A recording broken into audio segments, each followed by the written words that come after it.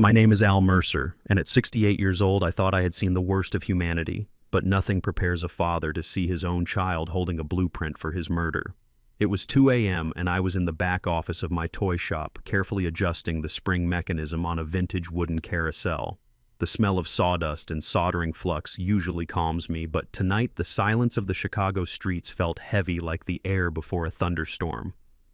My phone buzzed on the workbench, vibrating against a stray screwdriver. It was Tasha, my assistant, and the only person in this world who knows who I really am. Her voice was trembling so hard I could barely understand her.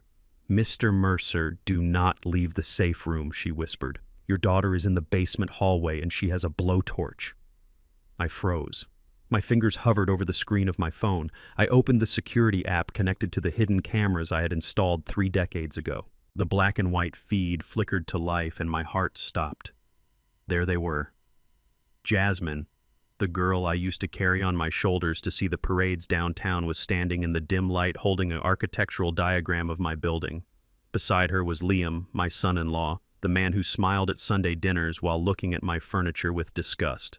Liam was kneeling in front of the heavy steel door that leads to my basement. He wasn't knocking. He was carefully taping a small brick of C4 explosive near the hinges. His voice came through the microphone, crisp and cold. "Blow this rat hole wide open," he sneered, his face illuminated by the harsh light of the blowtorch.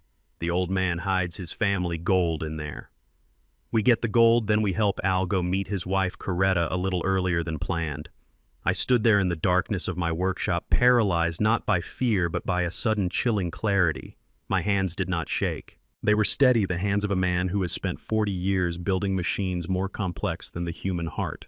Tonight I was no longer a father. I was a hunter. Before I tell you what I did to that door and how I made them pay, please like this video and subscribe to the channel. Let me know in the comments where you are watching from. It helps me know who stands with justice. I watched the screen. Liam was sweating, his blonde hair plastered to his forehead. He looked manic. Jasmine was biting her lip, looking up at the ceiling towards where she thought I was sleeping. She looked scared, but she didn't stop him. She didn't say no. She was complicit. I could have called the police. I could have pressed the panic button that summons a private security team in 3 minutes. But as I watched Liam stick the detonator into the plastic explosive, I realized that prison was too good for them. If the police came now, they would claim it was a misunderstanding, or worse, they would get a lawyer and be out on bail by morning. No. I needed to teach them a lesson that the law could not. I tapped the screen of my phone, accessing the building management system I had coded myself. Most people look at my shop and see a dusty relic filled with handmade toys. They see me, an old black man in a cardigan moving slow, and they assume I am living check to check. They do not know that underneath the floorboards runs a fiber optic network worth millions. I located the control for the basement sector. Liam was checking his watch. "Ready, babe," he whispered to Jasmine. "Cover your ears. This is going to be loud." I didn't let him have the satisfaction. My thumb hovered over a red icon labeled Silent Lockdown. I pressed it. Down in the hallway there was no siren. There were no flashing lights. The only sound was the deep hydraulic hiss of magnetic locks engaging inside the door frame. I had built that door 20 years ago. To the naked eye it looked like a standard rusty iron security door common in this part of Chicago. But underneath the rust paint was 3 inches of aerospace-grade titanium alloy salvage from a project I worked on in the 90s. I didn't build it to hide gold bars like Liam thought. I built it to protect my life's work. Liam backed away, holding a small remote detonator. "Do it," Jasmine whispered. Liam pressed the button. On my screen I saw the flash, a bright white pop that filled the narrow hallway with smoke. The camera shook, but the feed didn't cut. When the smoke cleared, the door was still standing. It hadn't even budged.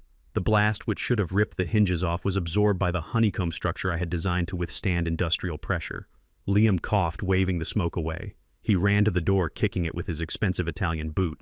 "What the hell," he screamed. "That was military-grade stuff. That door should be scrap metal." He grabbed the handle and yanked it. Locked, solid as a mountain.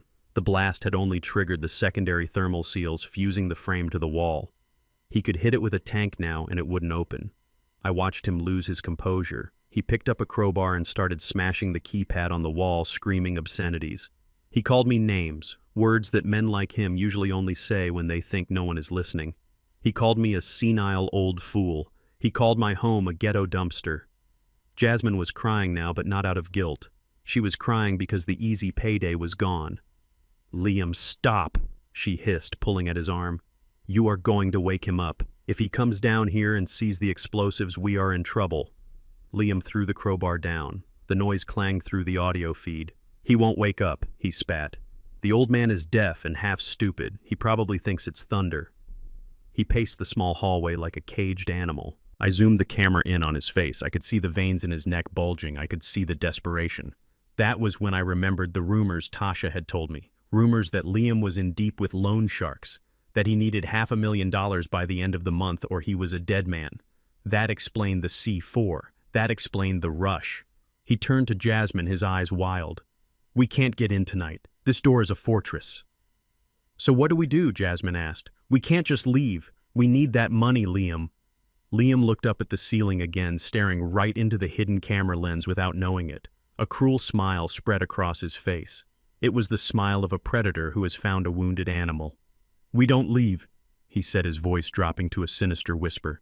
"If we can't break in, we move in." "Move in?" Jasmine asked, confused. "We tell him we got evicted," Liam said. "A plumbing disaster, a gas leak, whatever. We ask for a place to stay for a few days. We get inside the house. We live with him. We gain his trust. We find the physical key. And if he says no," Jasmine asked, "he won't say no." Liam laughed. "He is a lonely, pathetic old man who thinks the sun shines out of your face. But if he does hesitate, we make his life hell. We take over his space, we eat his food, we stress him out until his heart gives out or he forgets to lock the door. We stay until we get what is in that basement." I felt a coldness spread through my chest. They were not just thieves. They were parasites.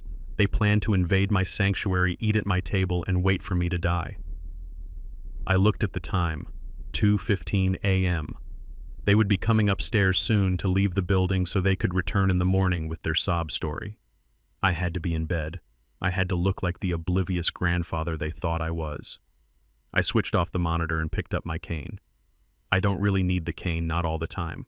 I still practice judo 3 mornings a week in the back of the warehouse. But the cane is part of the costume. It makes people hold doors for me. It makes them talk louder and slower. It makes them underestimate me. I walked quickly from the back office to the stairs that led to my apartment on the 2nd floor. My heart was pounding, but my mind was calculating. They wanted to play a game. They wanted to invade my home. "Fine," I whispered to the empty shop as I locked the office door. "Come in, children. Come into the spider's web." I climbed the stairs, listening to the faint sounds of them scrambling to clean up the debris in the basement hallway. I changed into my pajamas and got under the quilt Coretta had sewn for us 40 years ago. I lay there in the dark, slowing my breathing, waiting. I thought about the basement. They thought it was full of gold bars, ancient family heirlooms, maybe cash stuffed in mattresses. It was the kind of stereotype small minds create. They could not conceive that a black man from this neighborhood could build something of value that wasn't just physical wealth. They didn't know that behind that titanium door was a clean room, a server farm, prototype robotics that were 5 years ahead of anything Silicon Valley was producing. They didn't know that I held patents that were currently licensing technology to 3 major automotive companies. They didn't know that the gold they were looking for was intellectual property worth more than they could count in 10 lifetimes. I heard the front door of the shop creak open downstairs. They must have picked the lock to get in originally. Liam was good with his hands, I had to give him that. A criminal talent wasted. I heard their footsteps on the sidewalk retreating.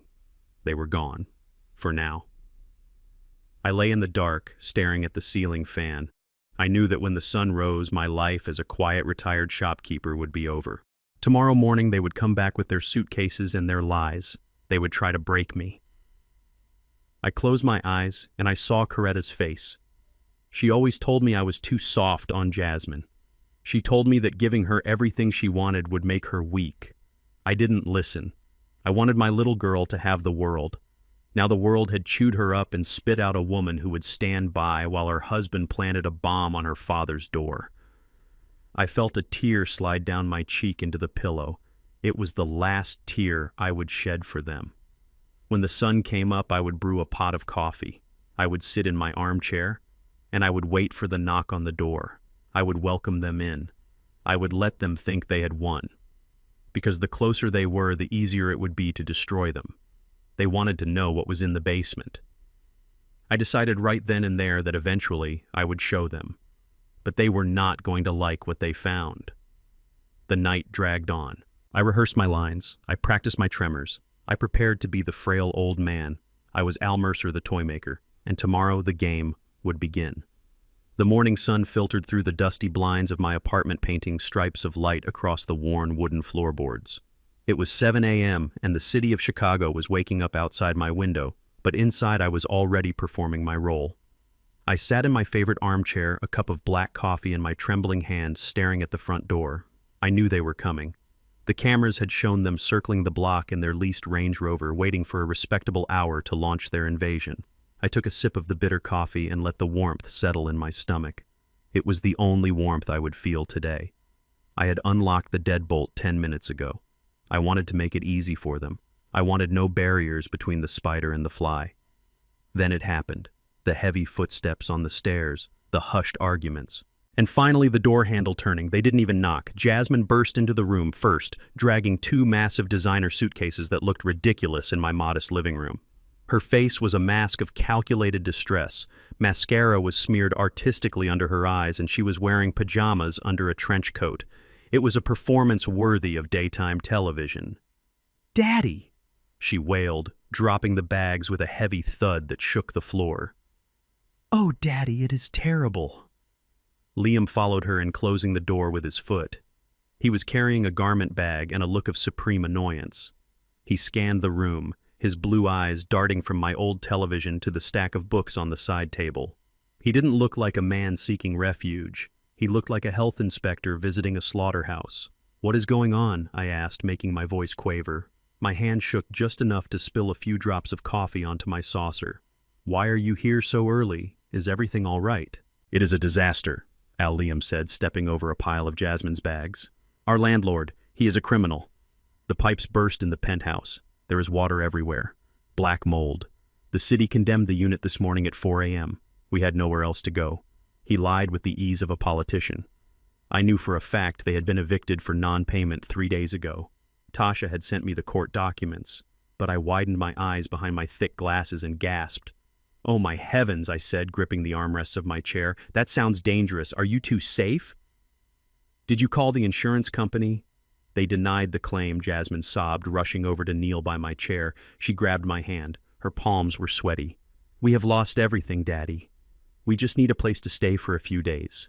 Just until Liam gets his big settlement from the tech merger." I looked at Liam. He wasn't looking at me. He was looking at the hallway that led to the kitchen and the back stairs. The stairs that led down to the shop and the basement. His eyes were hungry. "Of course," I said, patting Jasmine's head. "You are family. This is your home. You can stay as long as you need." Liam turned his head and gave me a smile that didn't reach his eyes. "Thanks, Al. You are a lifesaver. We won't be in your way." He didn't wait for my permission to move.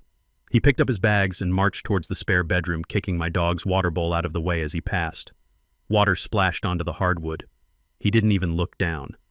I watched him go. The invasion had begun. They thought they had tricked a senile old man. They didn't know I had unlocked the door for them. By 9 a.m., the atmosphere in my sanctuary had shifted from peaceful to suffocating. Liam had not just moved in, he had taken over. He emerged from the spare room wearing a silk robe that cost more than my car. He walked into the living room where I was listening to my morning jazz record. It was a rare pressing of John Coltrane, A Love Supreme. It was one of the few things I had left from Coretta. She used to hum along to the saxophone while she cooked. Liam stood in front of the television, blocking my view of the window. He looked around the room with a sneer curling his lip. "God, Al," he said loud enough to ensure I heard him. "How do you live like this? It smells like mothballs and failure in here." He flopped down onto my leather sofa, the one I had restored by hand 10 years ago. He put his bare feet up on the coffee table, pushing aside the coasters I had placed there. "I need space," he announced. "Jasmine, bring me my laptop. I have to make some calls. This environment is stifling my creativity." He looked down at the floor near the record player. My collection of vinyls was stacked neatly in milk crates organized by year and artist. They were my pride and joy. Liam reached down and shoved a crate with his foot. "Move this junk," he barked. "I need legroom." The crate tipped over. Records slid out across the floor. The sleeves were old and fragile. I heard the sickening crack of vinyl hitting wood. "Careful, son," I said, standing up slowly, leaning heavily on my cane. "Those are very old. They belong to my wife." Liam didn't apologize. He didn't even look up. He just kicked the records further away, clearing a space for his feet. "They are trash, Al," he said dismissively. "Nobody listens to this noise anymore. It is depressing. Just like this neighborhood. Seriously, why don't you sell this dump? You could move into a nice facility, somewhere they change your sheets for you." I felt a surge of rage so hot it almost burned through my facade. He was talking about the music of my people, the history of my soul, as if it were garbage. He was talking about the home I built with my bare hands as if it were a prison cell. I wanted to drop the cane. I wanted to walk over there and use the judo throw I had perfected in 1985 to put him through the coffee table. I wanted to twist his arm until he screamed an apology to Coretta's memory. But I did nothing. I bent down my joints, creaking loudly, and began to pick up the records one by one. I acted like the beaten dog he thought I was. "I am sorry, Liam," I mumbled. "I will move them. I didn't mean to be in your way." "Good," Liam grunted, opening his laptop. "And open a window. It smells like poor people in here." I gathered the records, clutching them to my chest. I retreated to the kitchen, my heart pounding a rhythm of pure hatred. He had violated my space, my memories, and my dignity in less than 2 hours, but I had to be patient. The trap was set, but the prey had to get comfortable first. As I placed the records on the kitchen counter, I noticed Liam had left his leather messenger bag on the dining table. It was unzipped. A thick envelope was sticking out of the main pocket. It was red. I glanced at the living room. Liam was shouting at Jasmine about finding his charger. He wasn't paying attention to me. I was just part of the furniture to him. I walked over to the table, shuffling my feet. I pretended to wipe a crumb off the surface. My hand brushed the envelope. I slid it out just an inch. It was a final notice. But it wasn't from a bank or a utility company. It was handwritten on heavy cardstock, the kind used for wedding invitations, but the message was far from celebratory. The header read, "Vinny the Shark Enterprises." It was a joke name for a very serious organization. I knew Vinny. Everyone in Chicago who worked in the shadows knew Vinny. He was a loan shark who didn't use lawyers to collect debts. He used baseball bats. I read the numbers quickly. Current balance $500,000. Due date 30 days. Message: "We know where your wife shops. Pay up or we start sending pieces of her back to you." I slid the letter back into the bag. My heart was racing, but my mind was cold and clear. So that was it. It wasn't just greed. It was survival.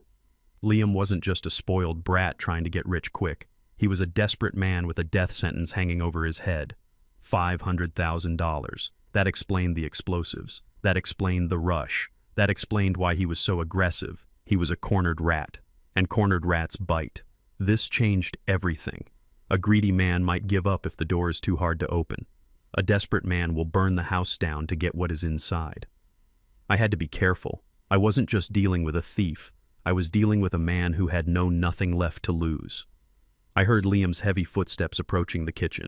I quickly grabbed a rag and started scrubbing a spot on the counter, humming a shapeless tune. "What is for breakfast?" Al Liam demanded, standing in the doorway. "I am starving, and don't make me any of that greasy stuff you eat. I want egg whites and avocado." I turned around, giving him my best confused smile.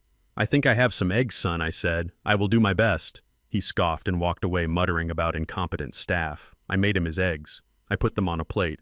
And as I stared at his back while he ate at my table, I formulated the next step of my plan. He needed money. He needed it fast. I would use that need against him. When breakfast was over, I cleared the plates. Liam was picking his teeth, staring at his phone. Jasmine was in the bedroom, unpacking or hiding, I wasn't sure. "Liam," I said softly. He looked up, annoyed. "What?" "You and Jasmine can stay here," I said. "I know you are in a tough spot." "Yeah, thanks," Liam said, turning back to his phone. "But there is one rule," I continued, my voice dropping an octave. He paused. "A rule?" "Yes," I said. I pointed a shaking finger toward the door that led to the back stairs, the stairs that went down to the shop and the basement. "You must never go down to the basement," I said. Liam slowly lowered his phone. He turned in his chair to face me. A spark of interest lit up his eyes. Why, he asked. "What is down there, Al?" "It is dangerous," I said, lowering my eyes. There is mold, structural damage, the air is bad, and I keep my private things there. Coretta's things. It is not safe for you. I saw the gears turning in his head. He didn't hear danger. He heard treasure. He heard secrets. He heard the solution to his $500,000 problem. Sure, Al, he said, a slow smile spreading across his face. No basement. Got it. We will stay upstairs. You have my word. He turned back to his laptop, but not before I saw it. The smirk. It was the look of a man who had just been given a map to the buried treasure. I shuffled away toward my bedroom, leaning on my cane. Okay then, I said. I am going to take a nap. Old bones get tired. I closed my bedroom door and leaned against it. I didn't need a nap. I needed to check the monitors. I pulled out my phone and opened the camera app. The hidden camera in the living room showed Liam the moment I was gone. He was already on his feet. He was walking toward the door to the back stairs. He tried the handle. It was locked. He pulled a set of lockpicks from his pocket. I watched him work. He was good. Fast. But he didn't know that the lock on that door was a decoy.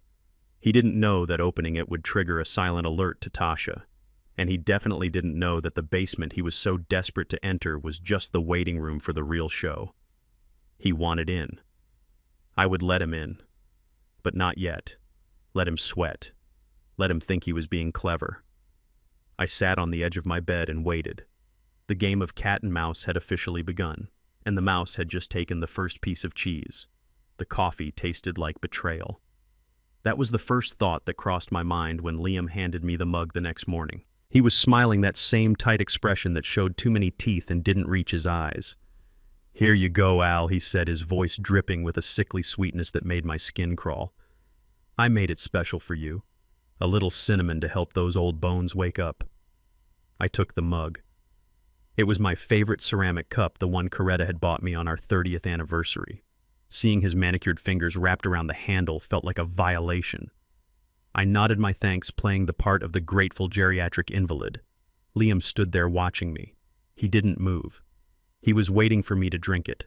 His anticipation was palpable, a vibration in the air that set my instincts on fire.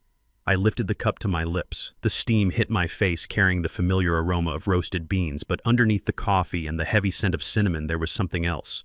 A chemical tang.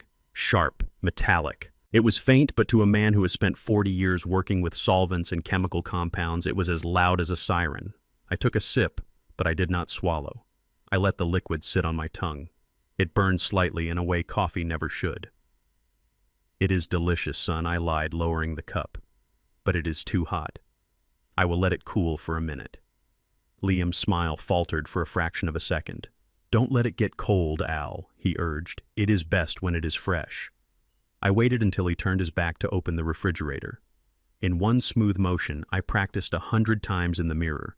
I spit the mouthful of coffee into the dark cloth napkin on my lap. I folded the napkin quickly, stuffing it into my pocket. When Liam turned back, I made a show of wiping my mouth and sighing with satisfaction. That hit the spot, I said. I waited until he went into the living room to argue with someone on his phone. Then I walked to the window where Coretta's favorite peace lily sat in a large clay pot. It was a resilient plant, green and vibrant despite my neglect since she passed. Forgive me, old friend, I whispered. I poured the entire contents of the mug into the soil near the roots. The dark liquid soaked in, instantly disappearing. I placed the empty mug in the sink and went to my room, locking the door. The next morning I went straight to the window. The peace lily was dead. It wasn't just wilting. It was gray and shriveled, as if the life had been sucked out of it violently. The leaves were brittle, crumbling at my touch. Whatever Liam had put in that cup was not just a sedative. It was poison. He wasn't trying to put me to sleep. He was trying to stop my heart. Rage is a cold thing when you get to my age. It doesn't burn hot and fast. It settles in your bones like winter frost. I looked at the dead plant, and I made a silent vow. He wanted to play chemist. I would show him what happens when you mix the wrong elements. Around noon, there was a knock at the door. A loud, authoritative rapping that made Liam jump. He was on the sofa again, feet up, watching daytime television while Jasmine painted her nails. "Who is that?" Liam barked. "We aren't expecting anyone." I shuffled out of my room, leaning heavily on my cane. "Probably a delivery," I said. I ordered some parts for the shop. Liam scrambled up. "Sit down, Al," he commanded. "I will handle it." I don't want you opening the door to strangers." He marched to the door and yanked it open. A delivery driver stood there, cap pulled low, holding a grease-stained cardboard box. It was Tasha, my assistant. She had worn her brother's old mechanic uniform and rubbed oil on her cheek to obscure her features. "Package for Mr. Mercer," she mumbled, chewing gum loudly. "Sign here." Liam tried to grab the box. "I will take it," he said. "Sign here," Tasha repeated, pointing at the clipboard. "Only Mr. Mercer. Company policy. High-value items." Liam scoffed. "High value. It is probably junk. Al, get over here." I walked over, my hand shaking as I took the pen. Tasha didn't look at me. She kept her eyes on the clipboard, but as I signed, she tapped her index finger twice on the box. It was our signal. Urgent intelligence. I took the box. It felt heavy. "What is in there?" Liam asked, eyeing it suspiciously. "Just some old gears," I said. "For the carousel." I took the box to my room while Liam went back to the sofa, complaining about the interruption. Once the door was locked, I opened the box with a precision knife. Inside, nestled between rusted gears and packing peanuts, was a thick manila envelope. I sat on the edge of my bed and opened it. Tasha had outdone herself. The dossier was comprehensive. It contained printed screenshots of emails, bank transfers, and surveillance photos. The first photo showed Liam in a parking lot exchanging cash with a man in a white lab coat. Tasha had identified him. Dr. Eris Thorne. He wasn't a real doctor anymore. He had lost his license 5 years ago for writing illegal prescriptions, but he still operated out of a basement clinic in the South Side, selling medical certificates to the highest bidder. I read the emails Tasha had intercepted. Subject: problem resolution.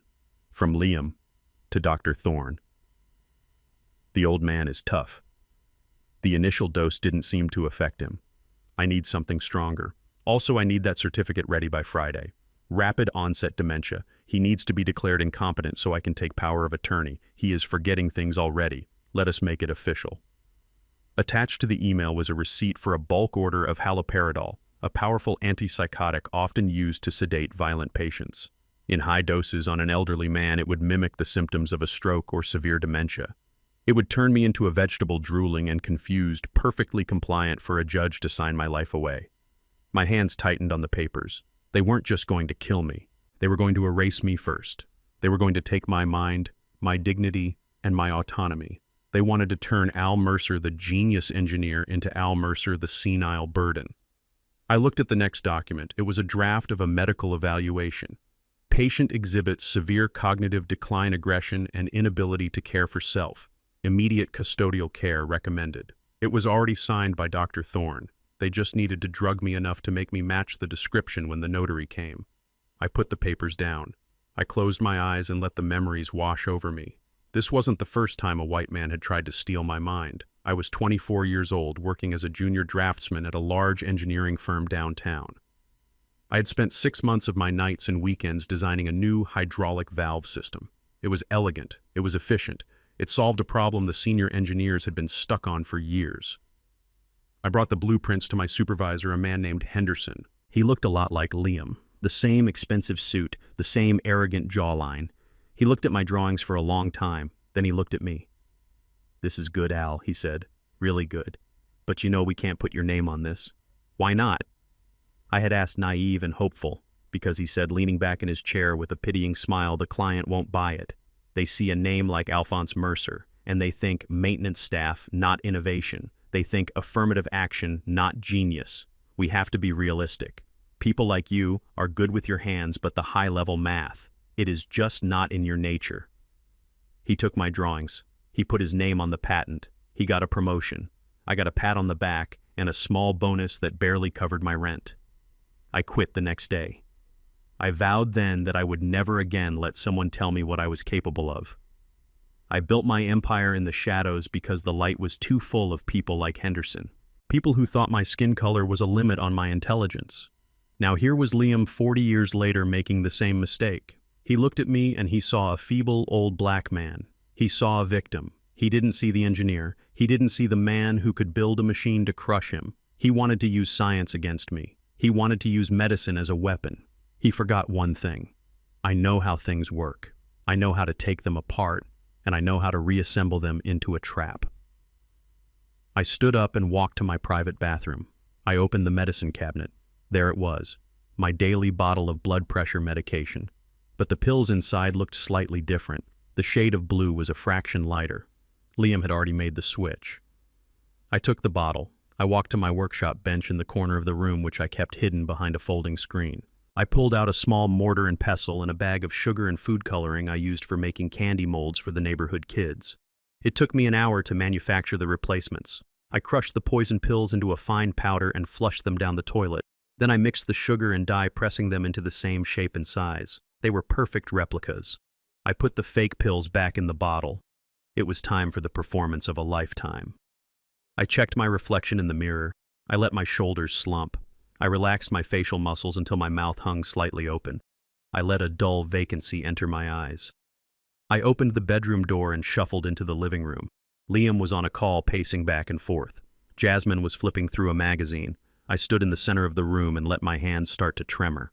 I shook it violently until it hit my side. I dropped my cane. It clattered loudly on the floor. Liam spun around, annoyed. "What now, Al?" I looked at him, blinking slowly. I looked at the lamp. I looked at the wall. "Who are you?" I asked, my voice raspy and weak. "Where is Coretta? She said she was going to the store." Liam froze. He lowered the phone. A slow, predatory smile spread across his face. He looked at Jasmine. "It is happening," he whispered. "The medicine is working." He walked over to me, stepping into my personal space. "Coretta is gone." "Al," he said, his voice loud and slow, like he was talking to a child. "Do you remember? You are confused." I let out a whimper and clutched my head. My head. I moaned. "It is foggy. So much fog." Liam patted my shoulder. His touch was victorious. "Don't worry, Al," he said. "We are going to take care of you. You just relax. Let us handle everything." He guided me to the chair. I sat down, letting my body go limp. I stared blankly at the unlit television screen. Behind me, I heard Liam whisper to Jasmine, "Call the lawyer. Tell him to bring the papers tomorrow. He is ready." I sat there staring at nothing while inside my mind was sharp as a diamond. He thought I was breaking. He thought the drugs had won. He didn't know that the only thing I was high on was the absolute certainty of his destruction. Come tomorrow, he would bring his papers, and I would bring my own surprise. The suit smelled like mothballs and humiliation. It was a powder blue polyester monstrosity I had bought for a cousin's wedding in 1982. I had kept it in the back of the closet, wrapped in plastic, as a reminder of a time when I had to dress up to be taken seriously. Now Liam was holding it out to me, his face twisted in a mocking grin. "Put it on, Al," he demanded. "We have guests coming, important people, investors. You want to look sharp, don't you? You want to look like the lord of the manor." He laughed, and Jasmine giggled from the doorway. She was wearing a cocktail dress that cost more than my delivery van. She wouldn't meet my eyes. I took the suit. My hands trembled, not from age, but from the sheer effort of not wrapping the hanger around Liam's neck. I played my part. I nodded slowly, my mouth hanging open slightly, the way Dr. Thorne said a dementia patient would look. "Sure, son," I rasped. "I want to look nice." I changed in the bathroom. The fabric was itchy and tight across the shoulders. I looked like a caricature of a man, a clown. When I walked out into the living room, Liam actually clapped. "Look at that," he shouted to the empty room. "Vintage chic. You look like $1,000,000, Al. Or at least like $20." The doorbell rang. The invasion began. These were not friends. I knew that the moment they stepped through the door. They were men in suits that were too shiny, wearing watches that were too big. They smelled of expensive cologne and desperation. They were the kind of men who lend money at 40% interest and break kneecaps when the payment is late. These were the sharks Liam was swimming with. He introduced me as his father-in-law, the eccentric owner. They looked at me with dead eyes. They saw the old suit, the cane, the shaking hands, and they dismissed me instantly. I was furniture. I was a prop in Liam's grand delusion of wealth. Liam played the host, pouring cheap champagne into my crystal glasses, spilling it on the floor without caring. He turned up the music, a thumping bass-heavy beat that rattled the windows and drowned out the sanctity of my home. I sat in my corner chair, clutching my cane, watching them. They touched everything. They picked up my books with greasy fingers. They put their wet glasses on the mahogany side table without coasters. One man, ash from his cigar falling onto my rug, looked at the walls and sneered. "Small place," he grunted to Liam. You said you had assets. I do. Liam insisted, his voice high and nervous. This is just the shell. The land alone is prime real estate. And the basement, well, let us just say there is family history here. Hard assets. He winked. The man didn't smile. He just took a drag of his cigar and blew the smoke directly into my face. I coughed, waving the smoke away. Sorry, Gramps, the man said without an ounce of apology. Liam rushed over not to defend me, but to refill the man's drink. Don't mind him, Liam said. He is in his own world. Half the time he doesn't even know what year it is. I gripped the handle of my cane. I knew exactly what year it was. It was the year Liam was going to learn that you never corner a man who built his own cages. The party grew louder as the sun went down. The living room was crowded with people who didn't belong there. The air was thick with smoke and lies. Liam was drunk. He was holding court in the center of the room, his arm draped around Jasmine's shoulders. She looked uncomfortable, but she forced a smile every time he squeezed her. Liam climbed onto my sturdy oak coffee table. He raised a bottle of vodka high in the air. Silence, everyone, he shouted. I want to make a toast. The room quieted down. 20 pairs of predatory eyes turned to him. To the future, Liam bellowed. To the future, the guests echoed. Liam looked down at me. He pointed the bottle at my chest. To this old man, he said, his voice slurring, for holding on to this place long enough for someone with vision to take over. The guests laughed. It was a cruel sound. You see this dump? Liam continued, sweeping his arm around the room. It looks like garbage, right? It smells like the past. But I see the future. He took a long swig from the bottle and wiped his mouth with the back of his hand. As soon as the paperwork clears, he said, and I assure you it is clearing very fast, we are bringing in the bulldozers. I felt a sharp pain in my chest. Jasmine looked down at her shoes. We are going to gut this place, Liam declared. We are going to tear down these rotting walls. We are going to rip up these creaky floors. And we are going to build a penthouse, floor-to-ceiling glass, marble countertops, a roof deck with a jacuzzi. No more dust, no more old man smell. He looked at me with pure contempt. We are going to take the Mercer legacy and finally make it worth something, he said. Because, let us be honest, Al never had the ambition to be more than a shopkeeper. He sat on a gold mine and sold wooden horses. But I am going to change that. I am going to turn this dirt into diamonds. He looked at Jasmine, expecting her to cheer. Right, baby, he asked. Jasmine looked at him, then she looked at me. I stared at her. I willed her to say something, to defend the home she grew up in, to defend the father who worked double shifts to buy her first violin. She hesitated. Then she looked at the sharks in the room. She saw the expectations in their eyes. She saw the power Liam was pretending to have. Right, Liam, she said, her voice small but clear. It will be beautiful, a fresh start. She smiled at him. It was the smile of a conspirator. The guests cheered. Liam hopped down from the table, almost losing his balance. He kissed Jasmine hard and sloppy. To the penthouse, he screamed. I sat there in my polyester suit, and I felt the last thread of hope snap. Jasmine was gone. She wasn't a victim anymore. She was a volunteer. She wanted the penthouse more than she wanted her father. I watched them toast to my destruction. They were celebrating my death while I was still sitting in the room. They were already spending the money they thought I had. But they forgot one thing. To build a penthouse, you need a foundation. And the foundation of this house was mine, and I was about to pull it out from under them. The party began to fracture into smaller groups. The loud music continued, but the guests were getting bored. One of the men, a heavy-set guy with rings on every finger, wandered away from the group. He walked toward the display shelves that lined the wall near the hallway. These shelves held some of my most intricate work. To the untrained eye, they were just toys. Mechanical dolls, clockwork birds, wind-up trains. But to me, they were prototypes. The man stopped in front of a small silver robot. It was only 6 inches tall.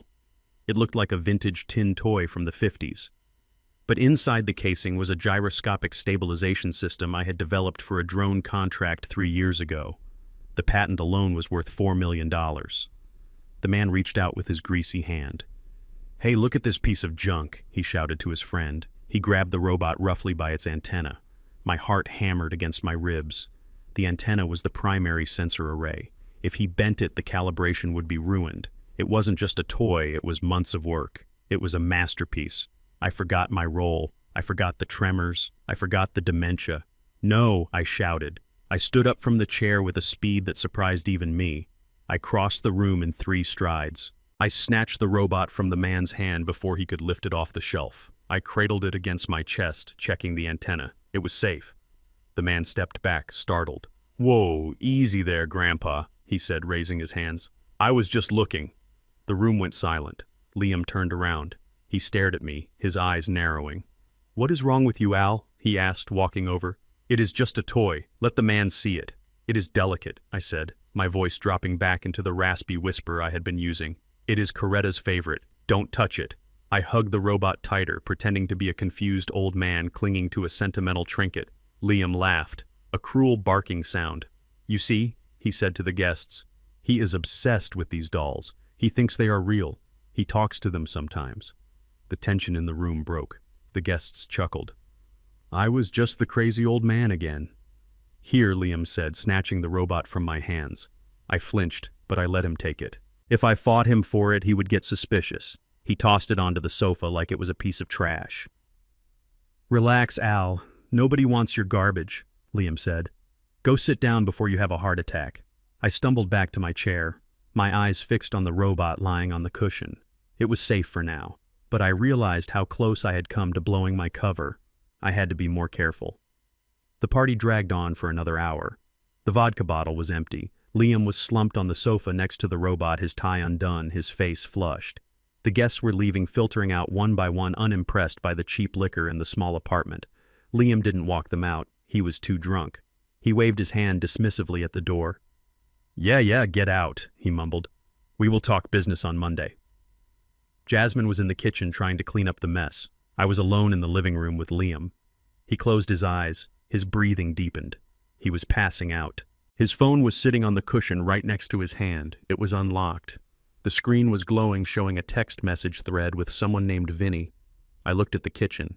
Jasmine was running the water. I looked at Liam. He let out a snore.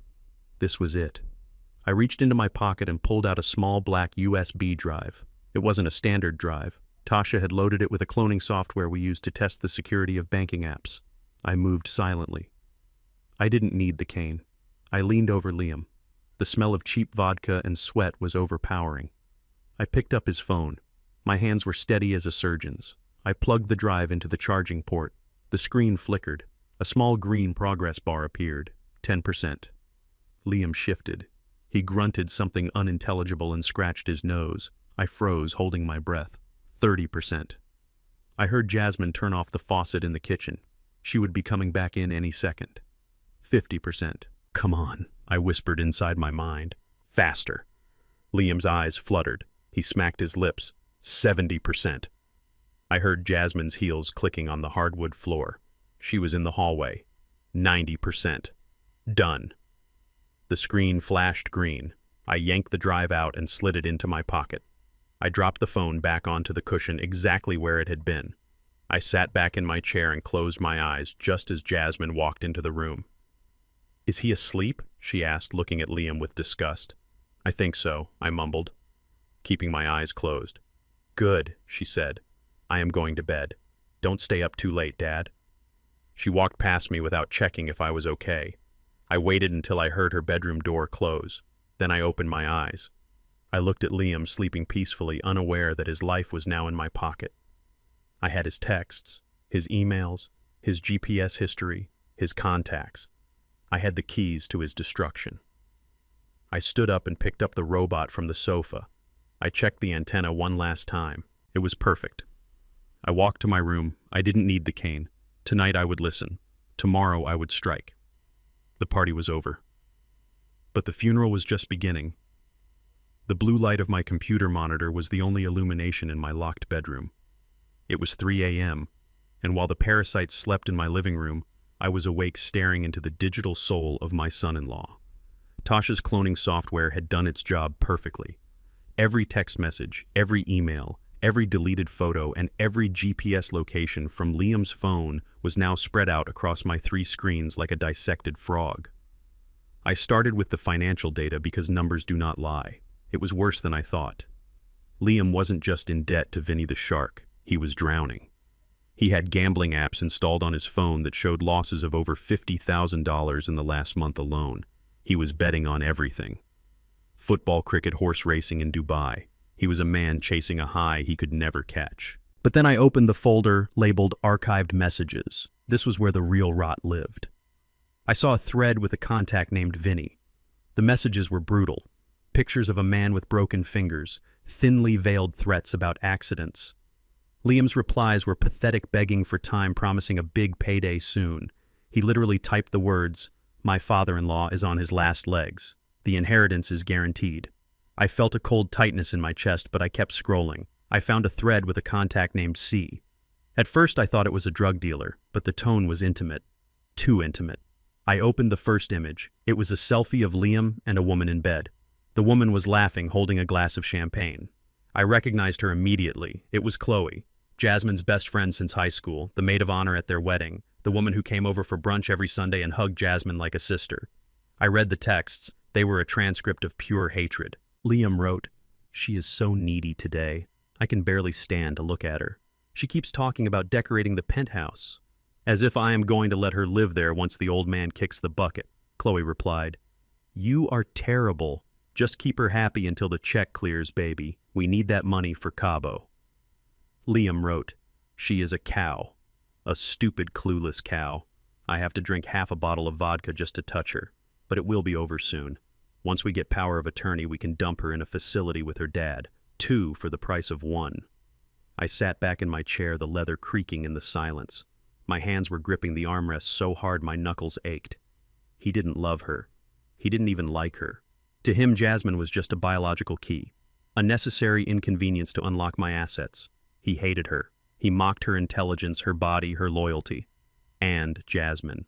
My poor, foolish Jasmine. She was out there on the sofa, probably dreaming about a life with this monster. She thought they were partners. She thought they were Bonnie and Clyde taking down the world together. She didn't know she was just the getaway driver and he was planning to shoot her the moment they crossed the county line. I felt a wave of nausea. Not for me. I could handle hate. I have been black in America for 68 years. Hate is background noise to me. But for her, she was my blood. I remembered teaching her to ride a bike on this very street. I remembered her crying when she scraped her knee and how she trusted me to fix it. I looked at the screen again. Liam had sent Chloe a video. It was taken earlier that evening during the party. It showed Jasmine cleaning up a spilled drink on her hands and knees. Liam's voice narrated from behind the camera. "Look at her. Trained well. She will make a good maid for my next wife." I closed the laptop. I couldn't watch anymore.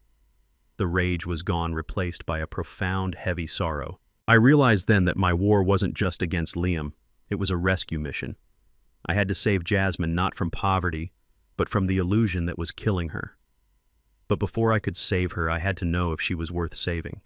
I had to know if there was anything left of my daughter inside that shell of greed and desperation. The sun rose gray and bleak over Chicago. I unlocked my door and walked out into the kitchen. The house was quiet. Liam was still passed out on the sofa, snoring with his mouth open. Jasmine was in the kitchen making coffee. She looked tired.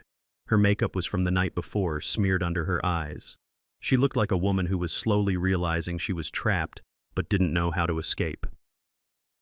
"Good morning, Jasmine," I said, my voice soft. She jumped, nearly dropping the spoon. "God, Dad, you scared me. Do not sneak up on people." "I am sorry, baby girl," I said.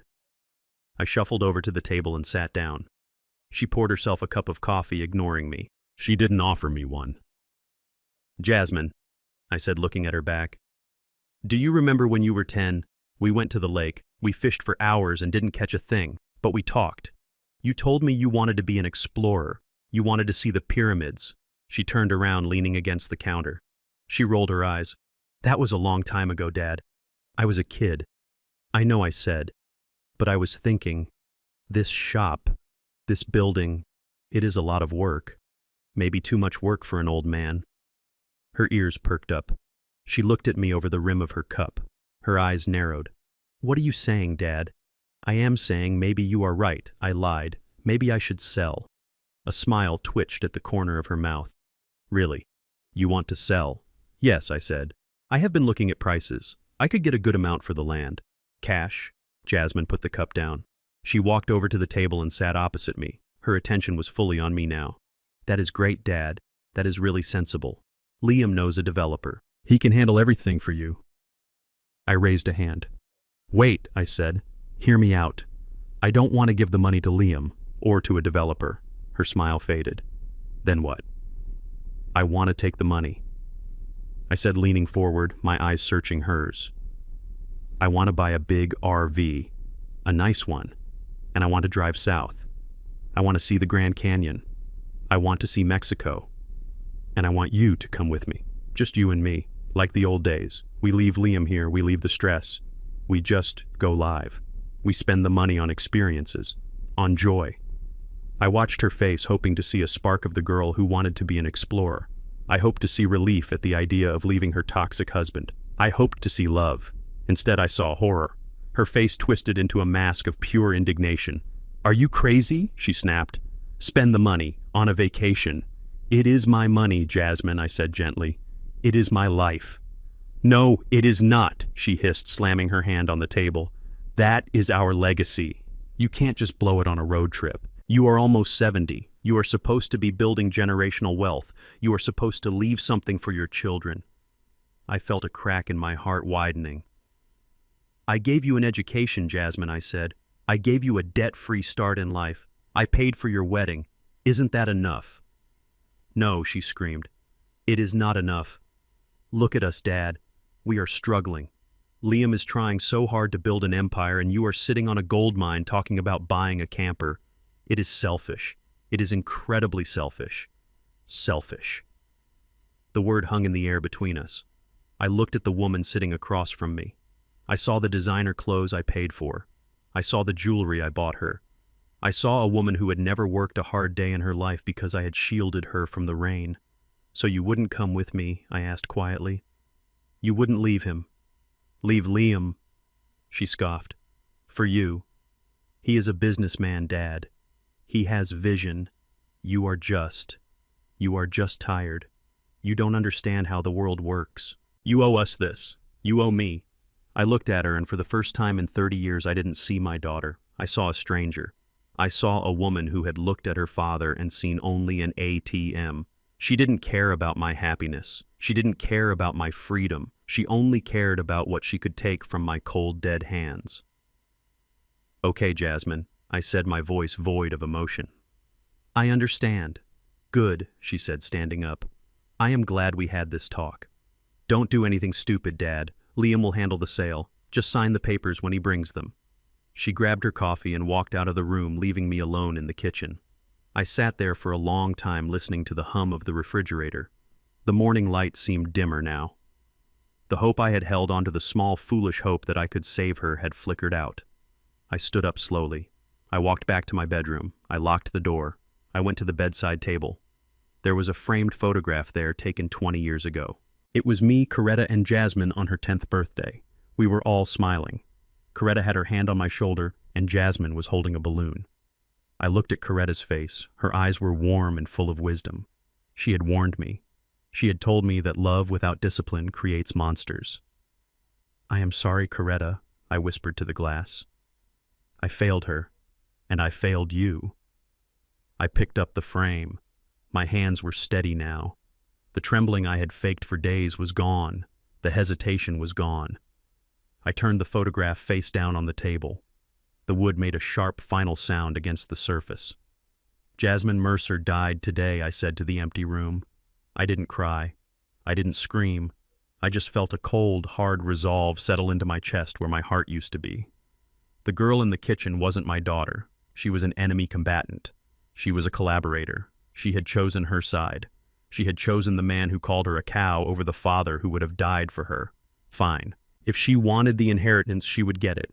She would get exactly what she deserved. I walked over to my computer. I opened the file containing the evidence against Liam. I created a new folder. I named it Jasmine. I dragged the audio file of her screaming at me in the kitchen from the cloud server where the room mics had recorded it. I added the credit card records showing she had tried to open lines in my name. I was done protecting her. I was done being a father. I was Al Mercer, and I was going to war. I looked at the clock. It was time for the next phase. Liam would be bringing the lawyer soon. They wanted me to sign a power of attorney. They wanted control. I would give it to them. or at least I would let them think they had it. I opened my closet and pushed aside my old coats, revealing the small safe bolted to the floor. I spun the dial. Inside was not gold, not money, but a single, heavy iron key. It was the key to the outer door of the basement, the decoy key. I put it in my pocket. Tonight I would open the gate. Tonight I would let the wolves into the yard. They thought they were hunting a sheep. They were about to find out they were trapped in a cage with a lion. The lawyer Liam brought into my home that afternoon was not a man of law, he was a man of loopholes. His name was Mr. Finch, and he wore a suit that was 2 sizes too big and smelled of stale tobacco and cheap ambition. He didn't look me in the eye when he shook my hand. He looked at the walls, measuring the square footage with his eyes just like Liam did. "This is just a formality," Al Liam said, guiding me to the dining table where Jasmine was already seated. Her eyes were red-rimmed, and she was staring at a spot on the tablecloth, refusing to look at her father. She knew what was happening. She knew they were about to strip me of my rights, and she was letting it happen. Mr. Finch opened his briefcase and pulled out a thick document stapled at the top. He slid it across the oak table toward me. "It is a standard power of attorney," Mr. Mercer Finch said, his voice oily and fast. "It simply allows your son-in-law and daughter to handle your affairs. You know banking, medical decisions, property management. It takes the burden off your shoulders." I looked at the document. The text was dense and deliberately confusing, but I had read technical manuals for nuclear reactor cooling systems in my 30s. I knew how to read fine print. I scanned the paragraphs. It wasn't just a management agreement. It was a total surrender. It gave Liam the power to sell my property without my consent, to access my safe deposit boxes, to make end-of-life medical decisions for me. It was a license to kill me and sell the parts. I looked at Liam. He was leaning forward, his elbows on the table, watching me with the intensity of a vulture waiting for a wounded animal to stop breathing. "Why do I need this?" I asked, my voice trembling just enough to sell the performance. "I pay my own bills. I manage just fine." Liam sighed, a sound of exaggerated patience. "Al, look at yourself," he said, gesturing at my old clothes and my cane. "You are getting older. You are forgetting things. Remember the coffee yesterday? You forgot how to drink coffee, Al. We are just trying to protect you. What if you fall? What if you get sick? Who will pay the doctors if we can't access your accounts?" He was using the poison he tried to feed me as evidence of my incompetence. It was a twisted brilliance that I almost admired. "I don't know," I mumbled, pushing the paper away slightly. "It seems like a lot. I should read it first. Maybe I should show it to my friend who knows about these things." Liam slammed his hand down on the table, making Jasmine jump. "There is no time for that, Al," he snapped. "Finch charges by the hour. Just sign the damn paper. Do you trust us or not?" I looked at Jasmine. "Do you think I should sign this, baby girl?" I asked her directly. She flinched. She looked at Liam, then back at the table. "Just sign it, Dad," she whispered. "It is for the best." That was the final nail. My daughter had just sold me out to a predator for the promise of a penthouse that didn't exist. "Okay," I said, my shoulders slumping in defeat. "I guess you know best." Finch handed me a fountain pen. It was a heavy, expensive thing, likely stolen from a previous client. "Sign right there at the bottom," he said, pointing with a yellow-stained finger. I took the pen. My hand shook violently. I hovered the nib over the signature line. Liam held his breath. I let the pen tip touch the paper, but instead of writing my name, I jerked my hand spasmodically. The nib dug into the paper, tearing it. A large blob of black ink exploded from the cartridge, pooling rapidly across the document and dripping onto the table. "Oh no!" I cried, dropping the pen. "Look what I did! I am so clumsy!" The ink soaked into the legal text, obliterating the clauses about property rights. The document was ruined. For a second, there was total silence. Then Liam exploded. "You stupid old fool," he roared. He lunged across the table. He didn't care about the lawyer. He didn't care about Jasmine. The mask of the caring son-in-law disintegrated completely, revealing the violent thug underneath. He grabbed my right wrist. His grip was hard, crushing the tendons against the bone. He yanked my arm toward him, dragging my chest against the edge of the table. "Look what you did!" he screamed, spitting in my face. "That was the only copy. Do you know how much trouble you are causing me?" He squeezed harder. His fingernails dug into my skin, breaking the surface. I saw the rage in his eyes. It was the rage of a man who owes $500,000 and sees his lifeline slipping away. "Sign it," he growled, his voice dropping to a terrifying low register. "Finch has another copy in the bag. You are going to sign it right now, old man. Don't make me hurt you. Don't make me use force. Pain shot up my arm, hot and sharp. He was trying to hurt me. He was trying to use physical dominance to break my will. I looked down at his hand gripping my wrist. His thumb was positioned high over my radius. His balance was forward. His weight was committed to the grab. In that split-second time seemed to slow down. I wasn't Al the shopkeeper. I was Sensei Mercer. Every morning at 4 a.m. for the last 30 years I have gone down to the padded mat in the back of my warehouse. I practice judo not as a hobby, but as a discipline. I know exactly how much pressure it takes to snap a wrist. I know that if I rotated my forearm 45 degrees clockwise and dropped my elbow, I could dislocate his shoulder before he even realized I had moved. I could pull him across the table and drive his face into the solid oak. I could end him right here, right now. The urge to do it was overwhelming. My muscles twitched with the memory of the movement. It would be so easy. It would be so satisfying to hear the snap of his bone and see the shock replace the arrogance in his eyes. But I stopped myself. If I fought back now, I would lose the war. I would reveal my strength too early. He would know I was faking.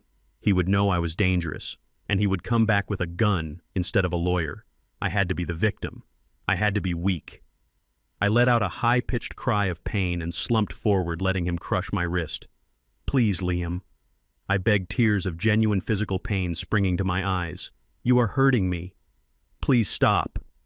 Liam sneered, enjoying the power. He gave my arm one last vicious twist before shoving me back into my chair. "Then do as you are told," he spat. "Finch, get the other copy." I rubbed my wrist, nursing the bruise that was already forming. I looked at him with wide, terrified eyes. "I will sign," I stammered, my breath coming in short gasps. "I promise I will sign. But not now. My hand. It hurts too much. I can't hold the pen." Liam looked ready to hit me. "Tomorrow," I said quickly. "First thing, tomorrow morning. I will sign whatever you want." Liam glared at me, his chest heaving. "Why should I believe you, Al? You are stalling." "I am not stalling," I said, lowering my voice to a conspiratorial whisper. I want to make sure my affairs are in order before I give you control. There is something I need to get." Liam's ears perked up. "What? What do you need to get?" I looked around as if checking for spies, even though we were the only ones there. "Coretta's box," I whispered. The room went still. I saw the greed flare in Liam's eyes like a match striking gasoline. He exchanged a look with Jasmine. They had been tearing the house apart looking for valuables, but they hadn't found anything because everything that mattered was behind the steel door. "The box," I repeated. "It is heavy. Iron." She kept it in the basement, in the back room. I promised her I would never open it unless it was the end. I saw Liam doing the math in his head. Heavy, iron, basement. He was thinking gold. He was thinking jewels. He was thinking about $500,000 in cash. "Is it valuable?" Liam asked, trying to sound casual but failing. "It was everything to her," I said. "It is the family legacy." Liam licked his lips. "Okay, Al," he said, his voice suddenly smooth again. "Okay, here's the deal. We will wait until tomorrow morning to sign the papers, but tonight you take us down there. You open that door, and we get the box." I hesitated, pretending to be afraid. "You promise not to go down there," I said weakly.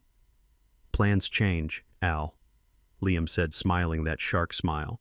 "We need to secure the assets, for your protection." I looked down at the table, defeated. "Okay," I whispered. "Tonight, I will take you down." "Good," Liam said, clapping his hands together. He turned to the lawyer. "You can go, Finch. Come back at 9 a.m. He will sign." As the lawyer packed up his briefcase, I sat there rubbing my bruised wrist. Liam poured himself a drink, celebrating his victory. He thought he had won. He thought he had bullied an old man into submission. He didn't know that he had just accepted an invitation to his own execution. I felt the heavy iron key in my pocket. The decoy key. The key to a room I had prepared just for a moment like this.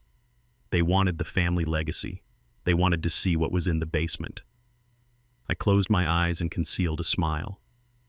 Be careful what you wish for, children. Because tonight you are going to get it. Tonight, the basement opens, and I hope you are ready for what is inside. The iron key felt heavy in my pocket like a stone pulled from a riverbed. It was midnight, and the house was silent except for the heavy breathing of the two vultures standing behind me. Liam and Jasmine were dressed in dark clothes as if they were going on a heist instead of walking down the stairs of their own family home. I led the way, my cane tapping a slow, rhythmic beat on the worn steps. I made sure to stumble once, gripping the railing with a gasp just to sell the image of a frail old man walking to his doom. Liam was practically vibrating with greed. He kept bumping into my back, urging me to move faster without actually saying the words. I could smell the alcohol on his sweat, a sour reminder of his desperation. Jasmine was quiet, holding a flashlight, her beam darting around the stairwell, illuminating the dust motes dancing in the stagnant air.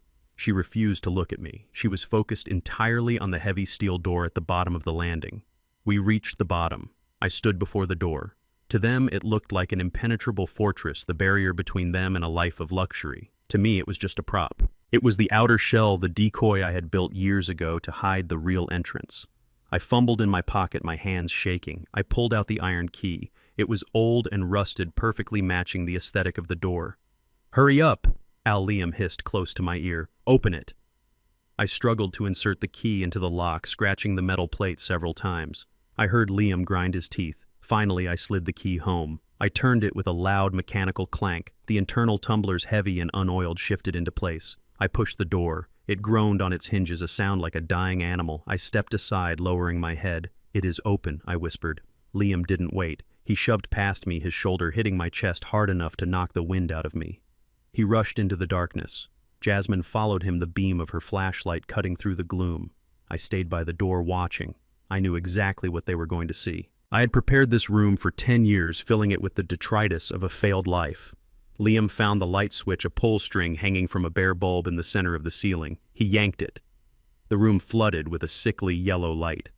It was not a treasure chamber. It was a tomb of junk. The air smelled of mildew, wet cardboard, and rat droppings. Piles of old newspapers from the 80s were stacked against the walls. Broken furniture with stuffing spilling out like guts lay in heaps. Rusted bicycle parts, jars of old nails, and boxes of water-damaged books cluttered every square inch of the concrete floor. There was no gold. There were no jewels. There was only the sad accumulation of a hoarder. Liam spun around, his eyes wild. "What is this?" he screamed. "Where is it, Al? Where is the box?" I pointed a shaking finger toward the far corner of the room. There, nestled behind a stack of rotting magazines, was a small black safe. It was old, the paint peeling, the dial rusted. Liam scrambled over the trash, kicking aside a broken lamp. He fell on his knees in front of the safe. He caressed the cold metal as if it were a lover. "This is it," he breathed. "This is it, Jasmine. Help me with the light." Jasmine shone the flashlight on the dial. Her hands were shaking too. "What is the combination?" Al Liam demanded, not looking at me. I walked slowly into the room, careful where I stepped. I stopped a few feet away. Left to 20, I rasped. Right to 10. Left to 5. Liam spun the dial. His movements were frantic. He missed the number once, cursed, and started over. I watched him sweating, panting, his desperation filling the room. He wasn't opening a safe, he was trying to save his life. He needed that money. Vinny the shark was waiting. Click. The final tumbler fell into place. Liam grabbed the handle. He pulled. The heavy door of the safe creaked open. He reached inside, his hand disappeared into the dark cavity. Jasmine leaned forward, holding her breath. I stood still, my heart beating a slow, steady rhythm. Liam froze. He pulled his hand out. He wasn't holding a bar of gold. He wasn't holding a stack of cash. He was holding a single piece of yellowed paper. He looked inside the safe again. He felt around the corners. He shook the safe, trying to hear a rattle. Nothing. It was empty. "What is this?" Liam whispered, his voice trembling with a terrifying mix of rage and disbelief. He looked at the paper in his hand. It was a receipt from a pawn shop dated 40 years ago. It showed that I had pawned Coretta's wedding ring for $50 to pay an electricity bill. It was a fake, of course, a prop I had aged with tea and heat, but it looked real enough to break a man's spirit. "It is a debt," I said softly. "That is the legacy, Liam. We were poor. We were always poor. I kept it to remind me of how hard we tried." Liam stared at the paper. His face went pale, then red, then a dark, violent purple. The vein in his forehead bulged. The reality of his situation crashed down on him. He owed $500,000. He had bet everything on this moment. And he had lost. He let out a scream that sounded less like a human and more like a wounded beast. He crumbled the paper in his fist and threw it at me. "You lied," he shrieked. "You lied to us." He stood up, kicking the safe. He grabbed a wooden chair and smashed it against the wall, the wood splintering into jagged shards. He started tearing through the piles of newspapers, throwing them into the air, creating a blizzard of trash. "There has to be more," he yelled, tearing cushions off a moldy sofa. "Where is the money, Al? Where is the gold? People said you had gold." "Rumors," I said, my voice steady amidst his chaos. "Just rumors, son. I am a toy maker. I have nothing." Liam stopped destroying the room. He turned to me. His chest was heaving. His eyes were dead, devoid of any humanity. He walked toward me, slowly stepping over the debris he had created. "You wasted my time," he growled. "You wasted my life." I looked at Jasmine. She was standing in the corner, crying silently. She wasn't crying for me. She wasn't crying because her husband was destroying her father's things. She was crying because there was no penthouse. There was no shopping spree. "Jasmine," I said, appealing to her one last time, "stop him." She looked at me, and then she looked away. She turned her back on me. Liam reached me. He didn't hesitate. He swung his hand back and struck me across the face. The slap was hard. It knocked the glasses off my face. I stumbled backward, falling onto a pile of old clothes. My cheek burned. The taste of blood filled my mouth. "Where is it?" Liam screamed, standing over me. "You are hiding it. I know you are. Old men like you always stash cash. Tell me where it is, or I will tear this house apart brick by brick." I looked up at him from the floor. I touched my bleeding lip. I looked at Jasmine's back. "There is nothing," I said, spitting blood onto the concrete. "You are looking at a poor man, Liam. You picked the wrong victim." Liam raised his foot to kick me, but then he stopped. He looked around the damp, filthy room. He looked at me lying in the trash. Disgust washed over his face. "You are pathetic," he spat. "You are nothing. You are just a waste of space." He turned around and stormed out of the room, pushing past Jasmine. "Come on," he barked at her. "Let us get out of this stinking hole. We have to figure out what to do. The realtor. We have to sell the house. It is the only way." Jasmine followed him without a word, without a backward glance. They left me lying on the floor of the fake basement, surrounded by the wreckage of their expectations. I listened to their footsteps fading up the stairs. I heard the door at the top of the stairs slam shut. I lay there for a moment, letting the silence settle back into the room. My face throbbed. My hip ached from the fall. But inside, I felt a cold, dark satisfaction. He had done it. He had crossed the final line. He had laid hands on me. I sat up, slowly wiping the blood from my lip with my sleeve. I reached into my pocket and pulled out my phone. I opened the app. Across the room on a dusty shelf sat a collection of old porcelain dolls. Their dresses were faded, their hair matted. In the center sat a large doll with one missing eye. But the other eye, the blue glass eye, was perfectly intact, and behind that blue glass was a high-definition lens. I tapped the screen. The video file was already uploading to the cloud server. It was perfect. The audio was crisp, picking up every threat, every insult. The video was clear, showing Liam's face twisted in rage, showing the slap, showing Jasmine turning her back. I had them. This wasn't just elder abuse. This was assault. This was attempted extortion. This was evidence that would put Liam away for a long time and leave Jasmine with nothing but her shame. I stood up, dusting off my trousers. I found my glasses on the floor. One lens was cracked. It was a fitting metaphor. My view of my family was broken forever. I looked at the camera lens hidden in the doll's eye. "You want to sell the house, Liam," I whispered to the empty room. "You want to see what this place is worth. Fine. I will let you try. I will let you bring your realtor. I will let you bring your buyers, because that is exactly how I am going to get you into the real basement. That is how I am going to show you what you really threw away." I walked to the safe and picked up the crumbled receipt Liam had thrown at me. I smoothed it out. "The debt is due," I said, "and the interest is going to be expensive." I climbed the stairs, leaving the light on in the dungeon of trash. It was time for the next phase. Tasha was waiting for the signal. The Omega Protocol was ready. Liam thought he was desperate before. He had no idea what desperation was, but he was about to learn. He was about to learn that the poorest man in the room is sometimes the one holding the keys to the kingdom. And the king was done playing nice.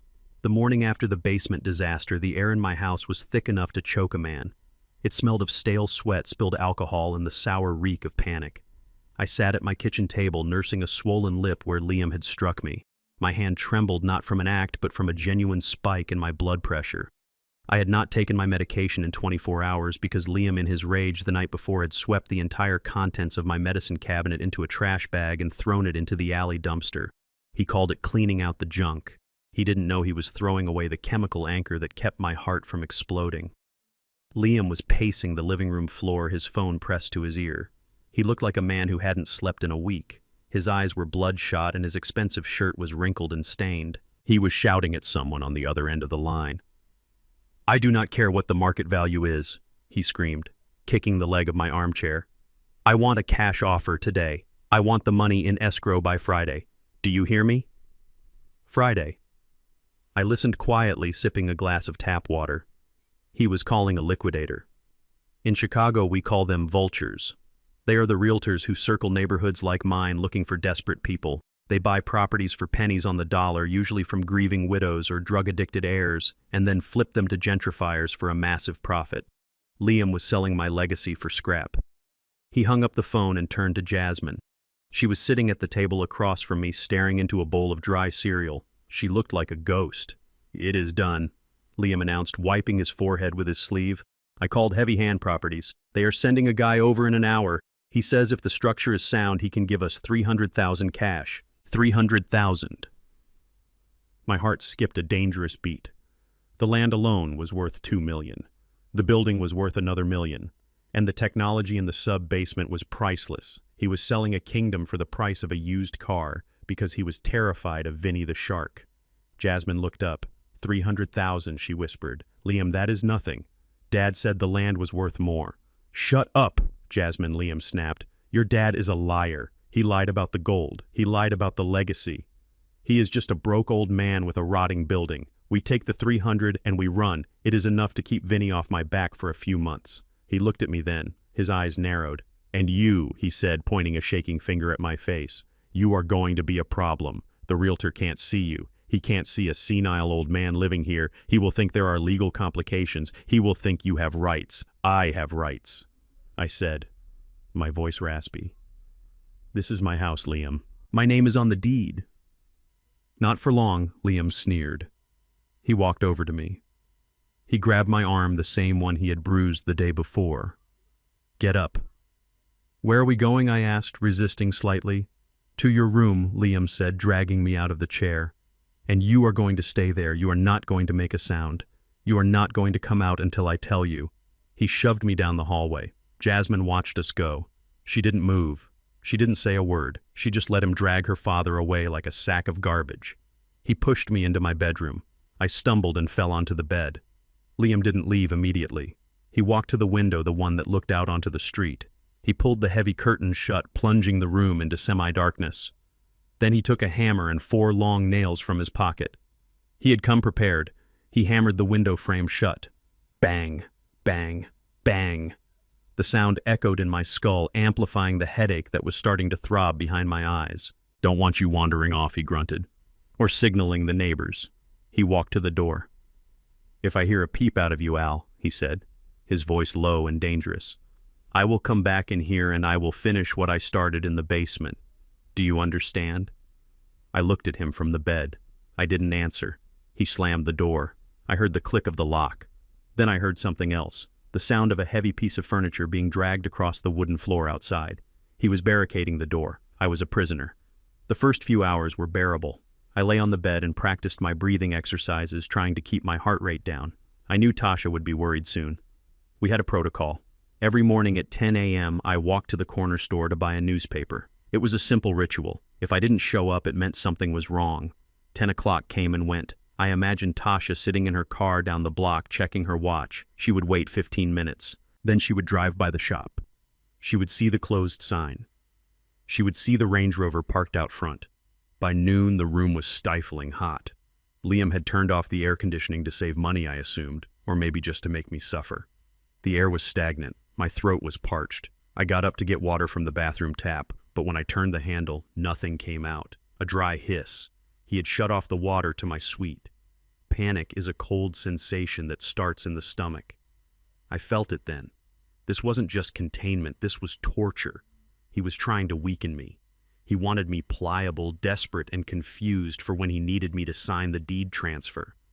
I went back to the bed. My chest felt tight. Without the beta blockers, my heart was working too hard, pushing blood through arteries that had stiffened with age. I felt a flutter, a skip in the rhythm. I closed my eyes and focused on Coretta's face. I focused on the memory of her humming in the garden. I had to stay calm. Stress would kill me faster than dehydration. At 2 o'clock, I heard voices outside my door. It was the realtor. I heard heavy boots walking around the living room. I heard Liam's voice, high and eager, selling the features of the house he hated. Great bones, Liam was saying. Needs a gut renovation, obviously. But the location is prime. I wanted to scream. I wanted to pound on the door and yell that I was being held against my will. But I remembered Liam's threat. He was desperate enough to hurt me right in front of a stranger. And a realtor who buys houses for cash in this neighborhood wouldn't care if there was a body in the closet as long as the title was clear, so I stayed silent. I let them haggle over the price of my life. Around 6 p.m., the door opened. The barricade was dragged aside. Jasmine entered holding a plastic tray. She looked terrible. Her eyes were puffy and she wouldn't look at me. Here, she said, placing the tray on the dresser. Dinner. I looked at the food. It was a single slice of white bread and a glass of warm tap water. Is this it? I asked, my voice a dry croak. It is all we have, Dad, she whispered. Liam says we have to ration until the sale goes through. He took my cards. He took everything. She turned to leave. Jasmine, I said, stopping her. My medicine.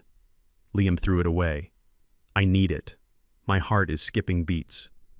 She paused at the door. She gripped the frame, her knuckles white.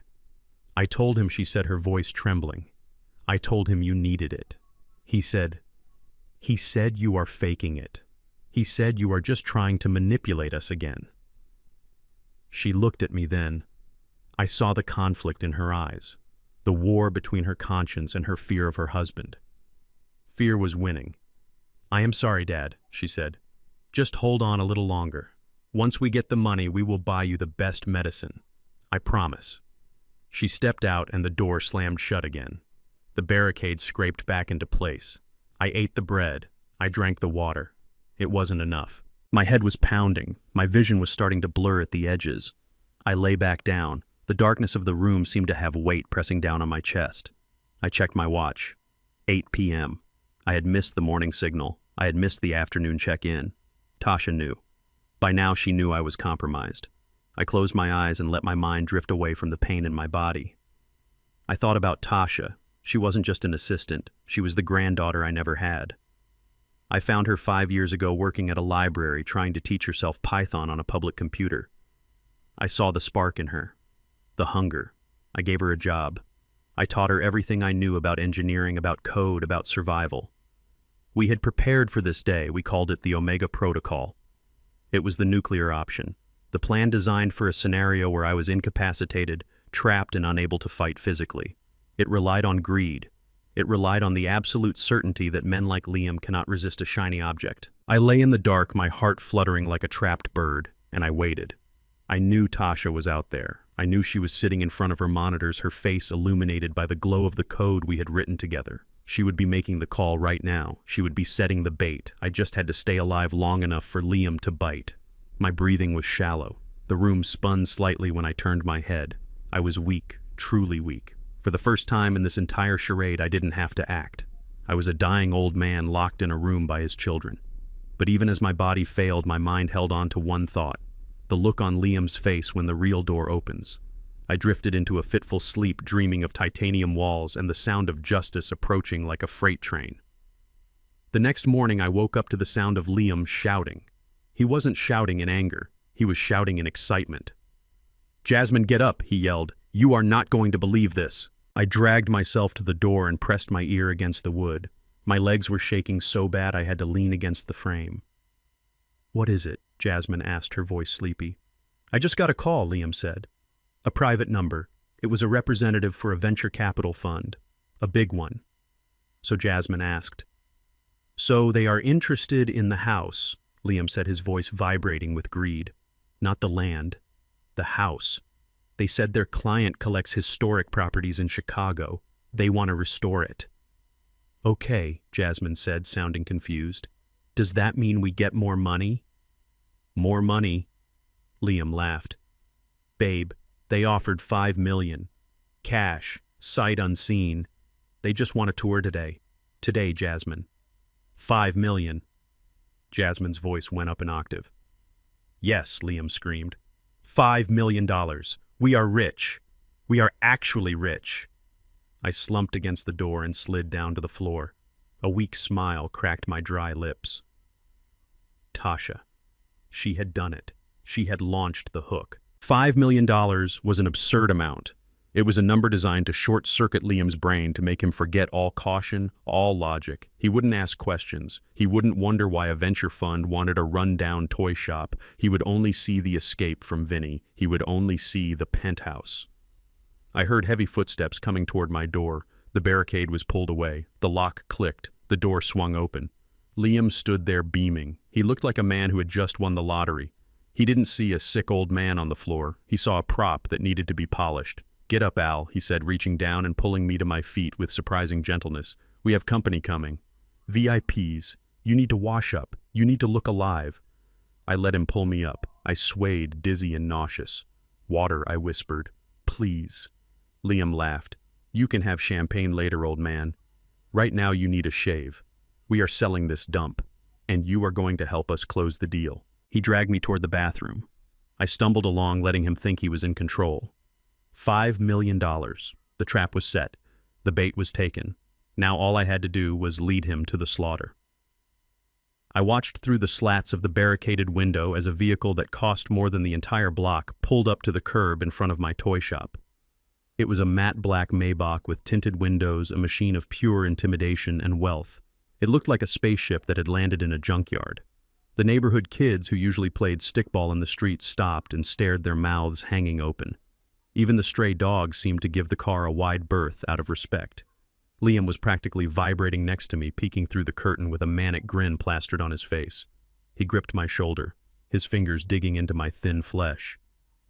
"Do you see that, Al?" he whispered, his voice trembling with greed. "That is the smell of money. Real money. $5 million is sitting in that car." The rear door of the car opened. A woman stepped out.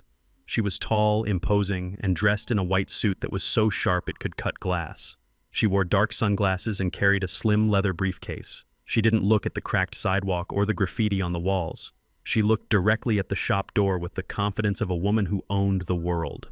I recognized her immediately, though Liam had no clue who she was. To him, she was just a representative of a venture capital fund, a faceless savior with a checkbook. To me, she was Ms. Sato. She was not an investor. She was one of the most ruthless corporate litigators in Chicago, a woman I had retained 10 years ago to handle my patent filings. Tasha had called in the heavy artillery. Liam spun me around, his eyes wild. "She is here. It is happening. Now listen to me, old man. You are going to go out there and you are going to be charming. You are going to be the eccentric artist. You are going to smile and nod and sign whatever she puts in front of you." I looked at him, my body weak from hunger and lack of medication, but my mind razor sharp. "And if I don't," I asked, my voice a dry rasp. Liam's face twisted. He leaned in close, his breath hot and sour against my face. "If you mess this up, Al, if you say one word about the basement or the will or anything other than thank you, I will wait until she leaves. Then I will take you down to that hole in the ground. I will put you in that empty safe. And I will pour concrete over it. I will bury you alive, Al. And I will sleep like a baby, knowing I am rich." He meant it. I could see the murder in his eyes. He had crossed the point of no return. He was terrified of Vinny the shark, and terror makes men do unspeakable things. I nodded slowly, playing the part of the cowed victim. "I understand," I whispered. "Good," Liam said, straightening up. "Now let us get you cleaned up. You smell like a corpse." He dragged me into the bathroom. The next 30 minutes were a blur of humiliation and rough handling. Liam stripped off my pajamas and shoved me into the shower, turning the water on cold to shock me awake. He scrubbed my back with a rough sponge, muttering about how disgusting old skin was. He shaved my face with a disposable razor, pressing too hard, nicking my chin. "Hold still," he barked as blood beaded on my jaw. "You are bleeding on the merchandise." He dabbed the cut with toilet paper and threw a clean shirt at me. It was one of my old flannels ironed badly by Jasmine. "Put this on," he ordered. "And these pants." Look like a craftsman. Look like someone who makes toys, not someone who is dying. I dressed slowly, my fingers fumbling with the buttons. My heart was fluttering, a dangerous arrhythmia in my chest. I needed my beta blockers. I felt dizzy, lightheaded, but I forced myself to focus. I had to make it downstairs. I had to deliver the message. Jasmine appeared in the doorway holding a glass of orange juice. Her hands were shaking so bad the liquid was sloshing over the rim. "Here, Dad," she said, not meeting my eyes. "Drink this. It will help with the sugar levels. You look pale." I took the glass. I looked at her. She was complicit in my torture. She had watched him starve me. She had watched him threaten me. And now she was giving me juice so I would have enough energy to sign away her inheritance. "Thank you, baby girl," I said, my voice dripping with a sadness she mistook for senility. I drank the juice. The sugar hit my bloodstream like a jolt of electricity. I felt a little steadier. "Let us go," Liam said, grabbing my arm. "It is showtime." We walked down the back stairs to the shop. The shop was dusty, filled with the wooden horses and tin soldiers I had made over the years. Ms. Sato was already inside, examining a mechanical bird with a critical eye. She turned as we entered. She took off her sunglasses, revealing eyes that were cold and calculating. "Mr. Mercer," she said, ignoring Liam and walking straight to me. "It is an honor. I am Ms. Sato, representing the Helios Fund." She extended her hand. I took it. Her grip was firm, warm, and reassuring. She squeezed my hand twice. A signal. She knew the plan. "I am Al," I said, my voice trembling slightly. "Welcome to my shop. This is incredible," Ms. Sato said, sweeping her hand around the room. "The history here, the craftsmanship. My clients are very interested in preserving this legacy. We are prepared to offer $5 million for the property and the inventory. As is. Cash. Today." Liam let out a sound that was half gasp, half whimper. "5 million, he breathed. That is very generous." "We believe in paying for value," Ms. Sato said, still looking at me. "Mr. Mercer, are you willing to sell?" I looked at Liam. He was staring at me, his eyes wide, pleading, threatening. He made a subtle motion with his hand, miming a zipper across his lips. "Remember the threat. Remember the concrete." I looked back at Ms. Sato. "It is a lot of money," I said slowly. "I have lived here a long time. It is hard to let go." "Of course," Ms. Sato said. "We can handle all the paperwork. You won't have to do a thing. We just need to inspect the structural integrity of the lower levels. The foundation." Liam stepped forward, eager to please. "The foundation is solid," he lied. "Rock solid. I can show you the basement. It is just storage, really. Nothing down there but old junk." Ms. Sato raised an eyebrow.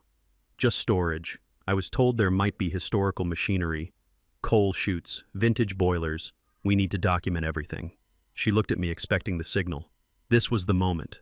The script Tasha had written required me to get them into the basement, but I couldn't just invite them down there without raising Liam's suspicions. I had to make it sound like an old man's rambling concern. I cleared my throat. I leaned heavily on my cane, acting as if I was about to collapse. "You can see the basement," I said, my voice weak. "But you have to be careful." Careful of what? Liam snapped, his smile tight. "The stairs are fine, Al." "Not the stairs," I said, looking directly at Ms. Sato, my eyes locking onto hers with intense clarity. "The air. The ventilation system in the basement needs to be checked carefully. It hasn't been working right since Coretta died. Sometimes it gets stuck." Ms. Sato didn't blink. She didn't smile. She just nodded once slowly. "Ventilation is very important," she said, her voice professional and detached. "We will certainly check the ventilation system, Mr. Mercer. Thank you for the warning." I saw Liam relax. He thought I was just being a senile old fool worrying about drafts and dust. He didn't know that the ventilation system needs to be checked was a coded phrase I had established with Tasha 5 years ago. It meant the hostiles are armed and desperate. Proceed with extreme caution. Initiate the lockdown sequence on my command. It was the signal for Tasha to override the safety protocols on the basement door. It meant that once we went down there, the door would seal behind us, and it wouldn't open for anyone but me. "Excellent," Liam said, clapping his hands. "Shall we go down?" "Lead the way," Ms. Sato said, gesturing for him to go first. Liam grabbed a flashlight from the counter. "Follow me," he said. "Watch your step. It is a bit dark." He opened the door to the basement stairs. He went down first, eager to show off the empty room, eager to close the deal. Jasmine followed him, nervously wringing her hands. Miss Sato stepped aside, waiting for me. "After you, Mr. Mercer," she said softly. I walked past her. As I passed, I whispered one word. Omega. She whispered back. Active. I started down the stairs. My legs were heavy, but my spirit was soaring. They were walking into the belly of the beast. Liam thought he was selling a house. He didn't know he was walking into a high-tech prison cell. We reached the bottom landing. Liam was already at the fake steel door, the one he had opened the night before. It was unlocked just as I had left it. Here it is, he announced, pushing the door open with a flourish. The famous basement. As you can see, it is just a mess. We will clear all this trash out before closing, obviously. Miss Sato walked into the room. She looked around at the piles of newspapers, the broken furniture, the empty safe. She didn't look impressed. She looked bored. This is it, she asked. This is the entire basement. That is it, Liam said, sweating slightly. Just storage. Like I said. Miss Sato turned to me. Mr. Mercer, she said, is this everything?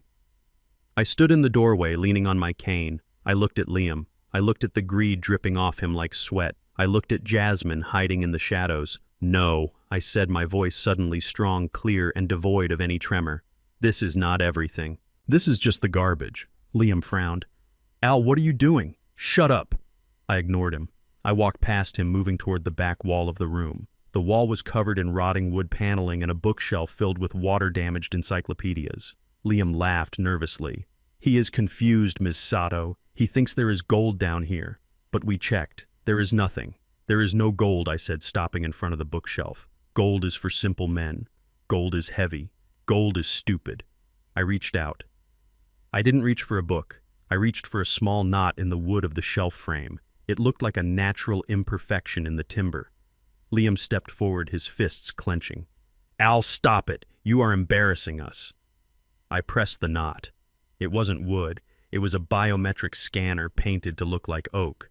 It read my thumbprint in a microsecond. A deep thrumming sound filled the room. It sounded like a jet engine powering up deep underground. The floor vibrated beneath our feet. Liam froze. What is that noise? The bookshelf didn't swing open like a door in a movie. It dissolved.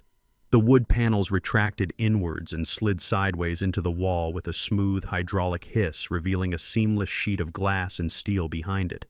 Lights flickered on behind the glass. Blue LED strips illuminated a corridor that stretched downward, white and pristine and utterly futuristic. Liam's jaw dropped. Jasmine screamed. Miss Sato smiled.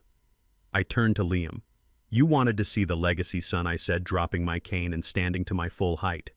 You wanted to know what Al Mercer is worth. I gestured to the glowing corridor. Welcome to the real world. I stepped toward the glass. The biometric sensors recognized my gait, and the glass panel slid open silently. Liam stood there paralyzed. He looked at the dirty room he was standing in. Then he looked at the clean laboratory light spilling out from the hidden corridor. His brain couldn't process it. He couldn't reconcile the poor old man with the sci-fi reality in front of him.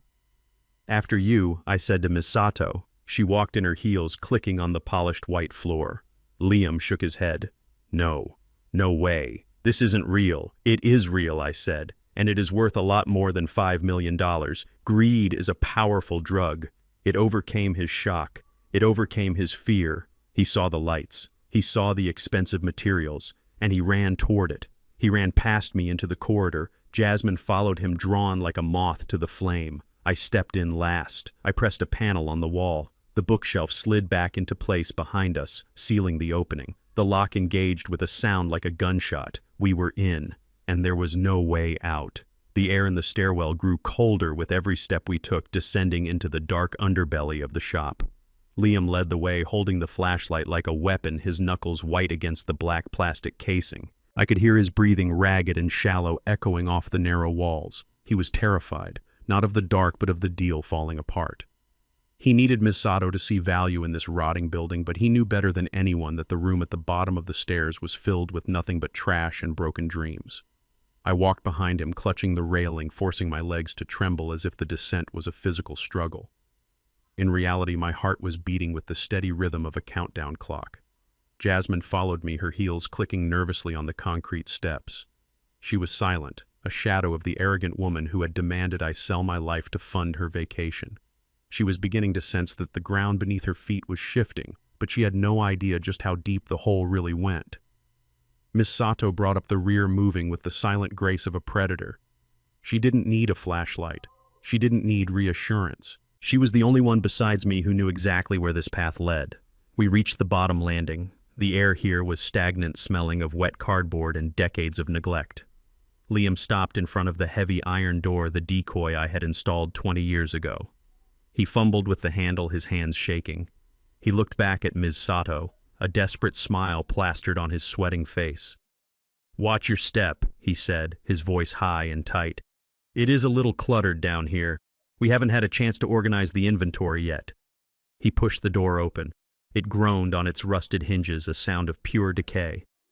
He stepped inside and swept the flashlight beam around the room, trying to highlight the few pieces of furniture that weren't completely destroyed by mold. "Here we are," he announced, stepping aside to let Miss Sato enter. "The heart of the building. As you can see, it is structurally sound, dry, secure, perfect for storage or maybe a wine cellar if you renovate." Ms. Sato walked into the room.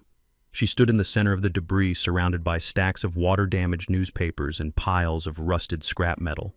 She looked at the peeling paint on the walls. She looked at the single bare bulb hanging from the ceiling.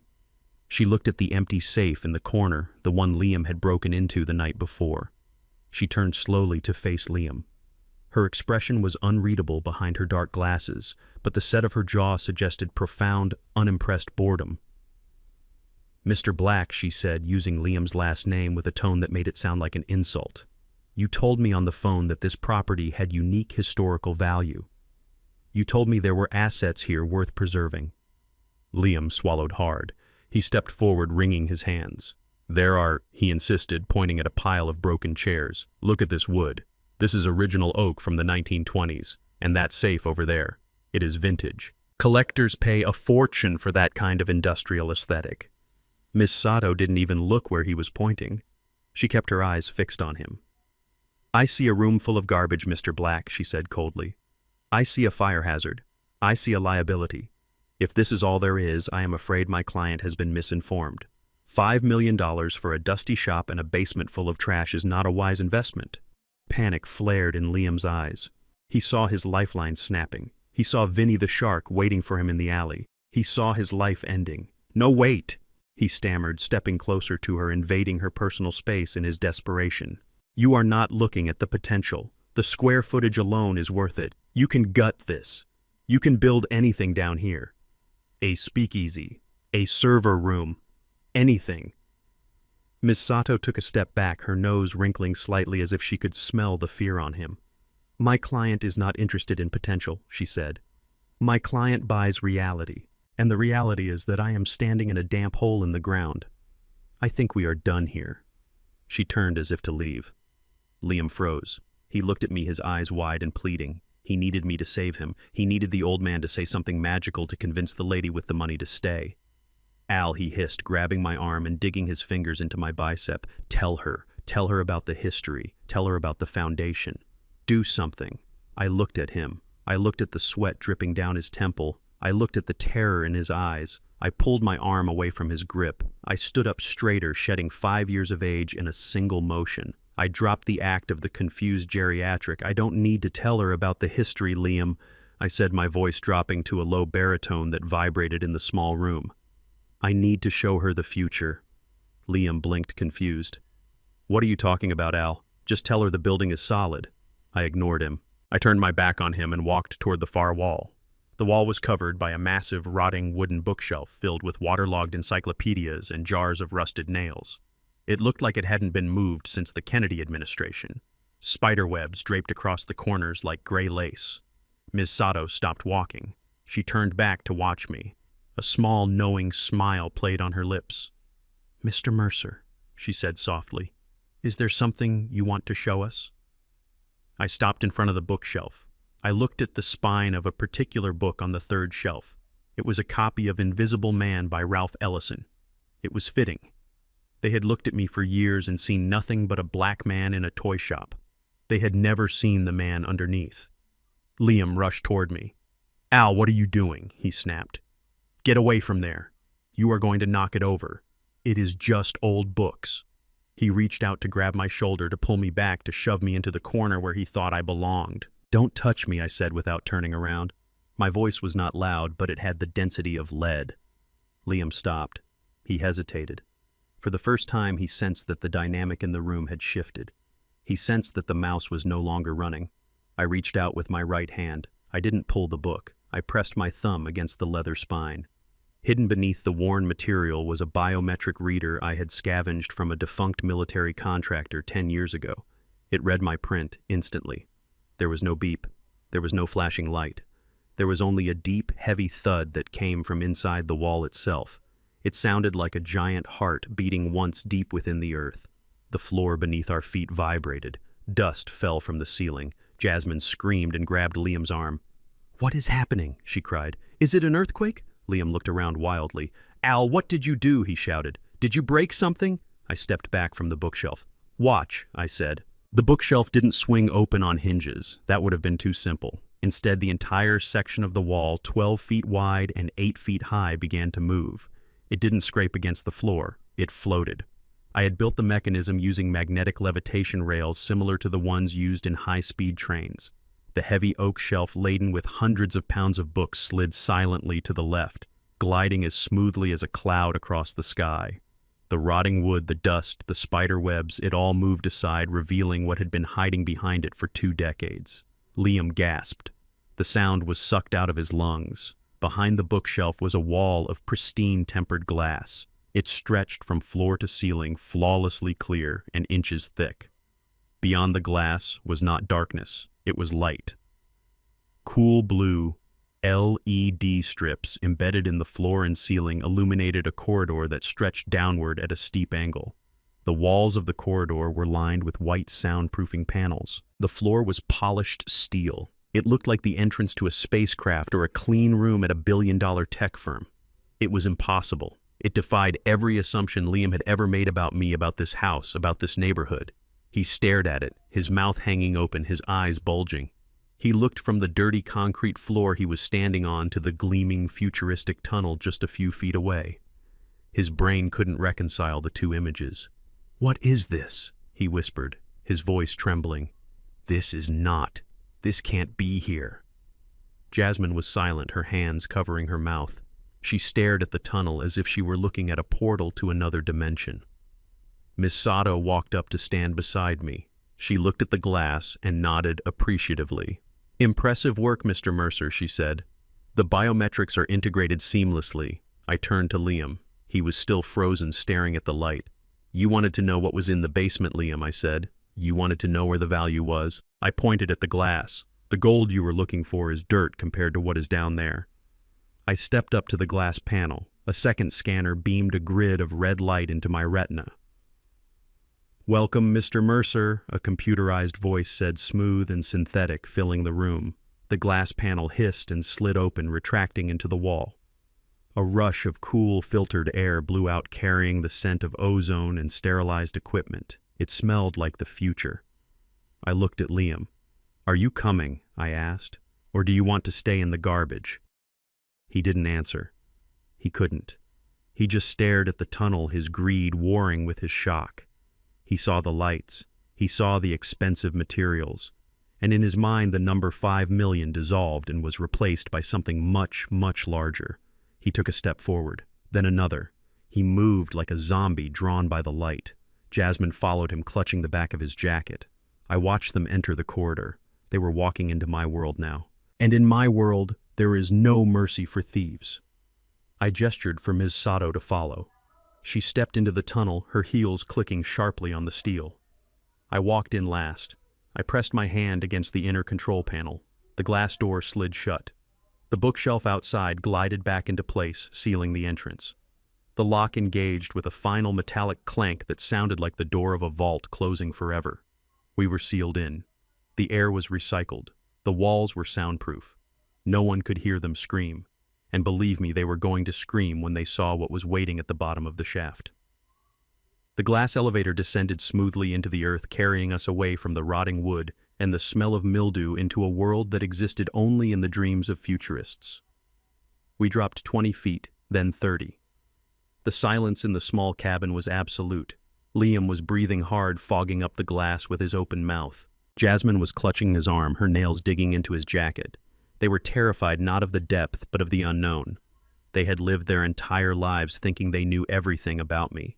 They thought they knew my history, my bank account, and my limitations. They were about to learn that they knew nothing. The elevator slowed to a halt with a soft chime. The doors slid open. We stepped out onto a platform that overlooked a cavernous space carved directly into the bedrock beneath Chicago. It was not a basement. It was a cathedral of technology. The air was scrubbed clean, filtered to a level of purity found only in surgical theaters and microchip foundries. It smelled of ozone and ionized air. The lighting was not the yellow glare of incandescent bulbs. It was a soft, cool blue glow that emanated from strips embedded in the floor and ceiling, giving the entire space an ethereal underwater quality. Rows of server racks hummed with a low vibration, a sound that I felt in my teeth. They were processing data at speeds that would make the computers at the Pentagon look like abacuses. But it was the center of the room that stole the breath from their lungs. In the middle of the pristine white floor, 12 robotic arms moved in a synchronized dance. They were sleek chrome appendages moving with a speed and precision that the human eye could barely track. They were assembling something microscopic. Lasers flashed like tiny stars as the arms welded, soldered, and tested components on a silicon wafer the size of a dinner plate. This was the silent foundry. This was where I had spent the last 20 years. While Liam and Jasmine thought I was upstairs watching daytime television or napping in my chair, I was down here fulfilling contracts for entities that did not exist on public ledgers. I was building guidance chips for the next generation of Mars rovers. I was designing battery efficiency modules for electric vehicles that hadn't been announced yet. I watched Liam's face. The shock was physical. He looked like a man who had walked into a cave expecting bats and found a dragon sleeping on a pile of diamonds. He stumbled forward, walking to the railing of the platform. He looked down at the robots. He looked at the holographic displays floating above the workstations, showing schematics of engines that defied conventional physics. "What is this?" he whispered, his voice cracking. This is impossible. You make toys, Al. You make wooden horses. I make machines."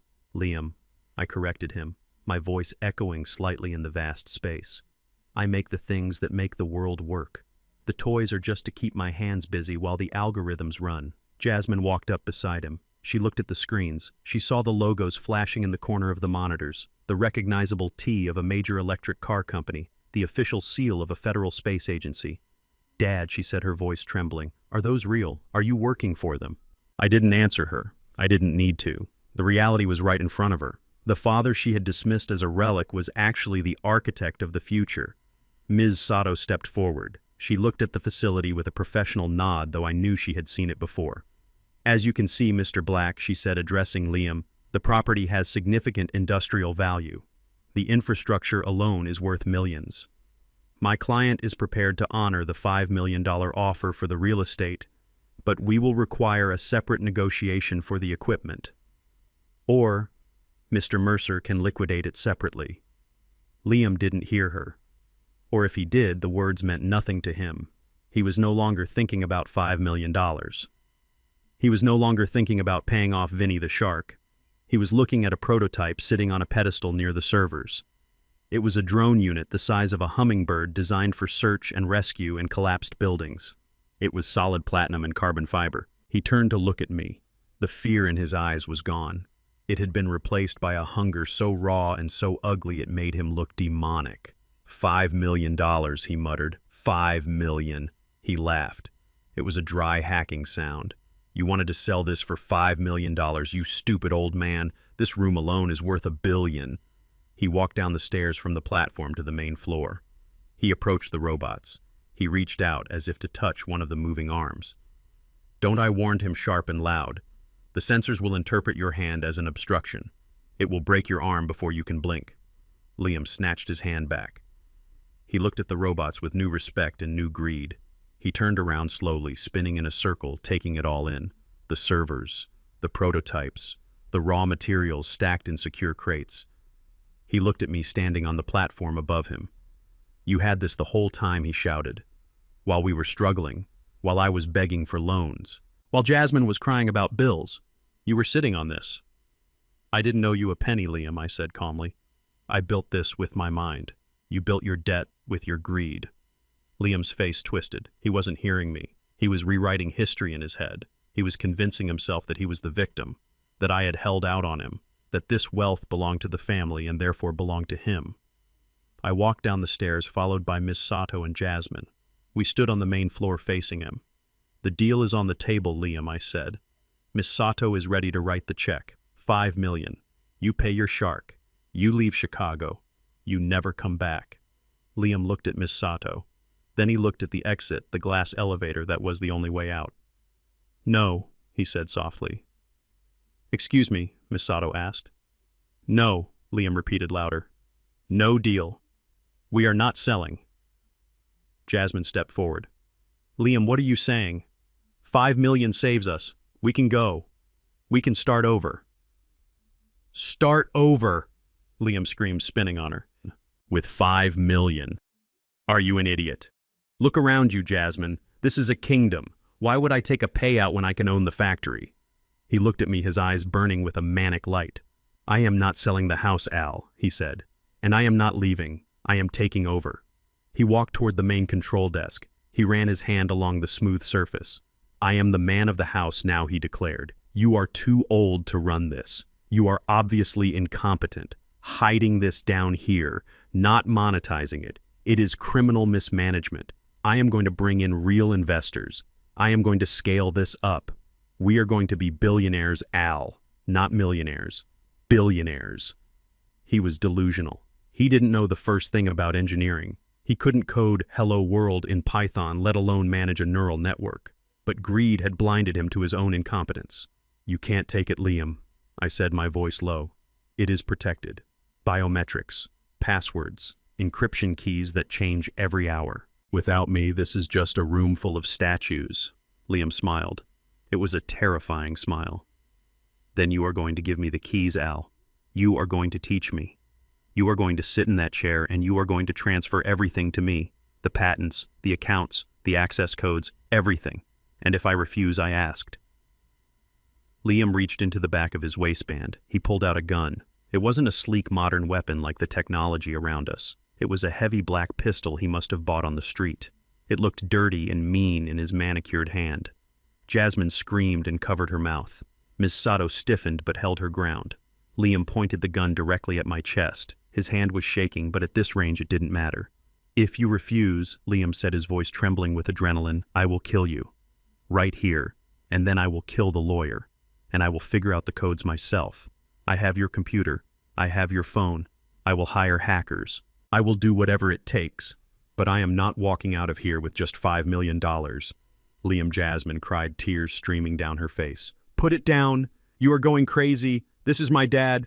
Shut up, Liam roared without looking at her. He is not your dad. He is a miser. He watched us drown while he was building toy robots. He deserves this. He took a step closer to me. The barrel of the gun looked like a black tunnel. Sign the transfer, Al, he commanded. Ms. Sato has the papers in her briefcase.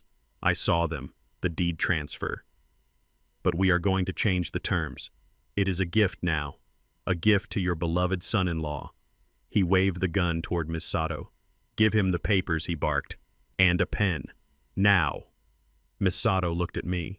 I gave her a tiny, almost imperceptible nod. She opened her briefcase slowly. Her hands were steady. She pulled out the document we had prepared for the sale. She placed it on the nearest workbench. Sign it, Al, Liam shouted. Sign it all over to me, the house, the shop. The lab. Do it or I swear to God I will paint these white walls with your brains.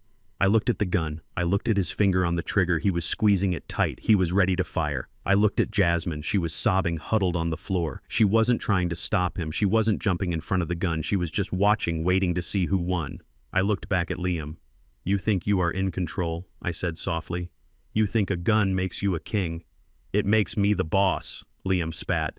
Now right. I took a step forward, not toward the papers, toward him. Liam flinched. Stay back, he warned. I took another step. You are making a mistake, son, I said. I am not your son, he screamed. He raised the gun higher, aiming for my head. I stopped. I stood tall. I let the persona of the weak old man fall away completely. My spine straightened, my shoulders squared. I looked him in the eye with the intensity of a laser cutter. "Pull the trigger," then I said. "If you think you can run this place without me, if you think you are smart enough, pull it." Liam hesitated. His eyes darted from me to the machines. He was doing the calculation. Could he hack it? Could he steal it without me? Greed won. He realized he needed me alive, at least for now, but he needed to hurt me. He needed to show dominance. He lowered the aim slightly back to my chest. "I will shoot your leg," he said. "I will shatter your knee. Then you will sign." He tensed his hand. He took a breath. I watched his finger. I saw the muscles contract. This was it, the moment of truth.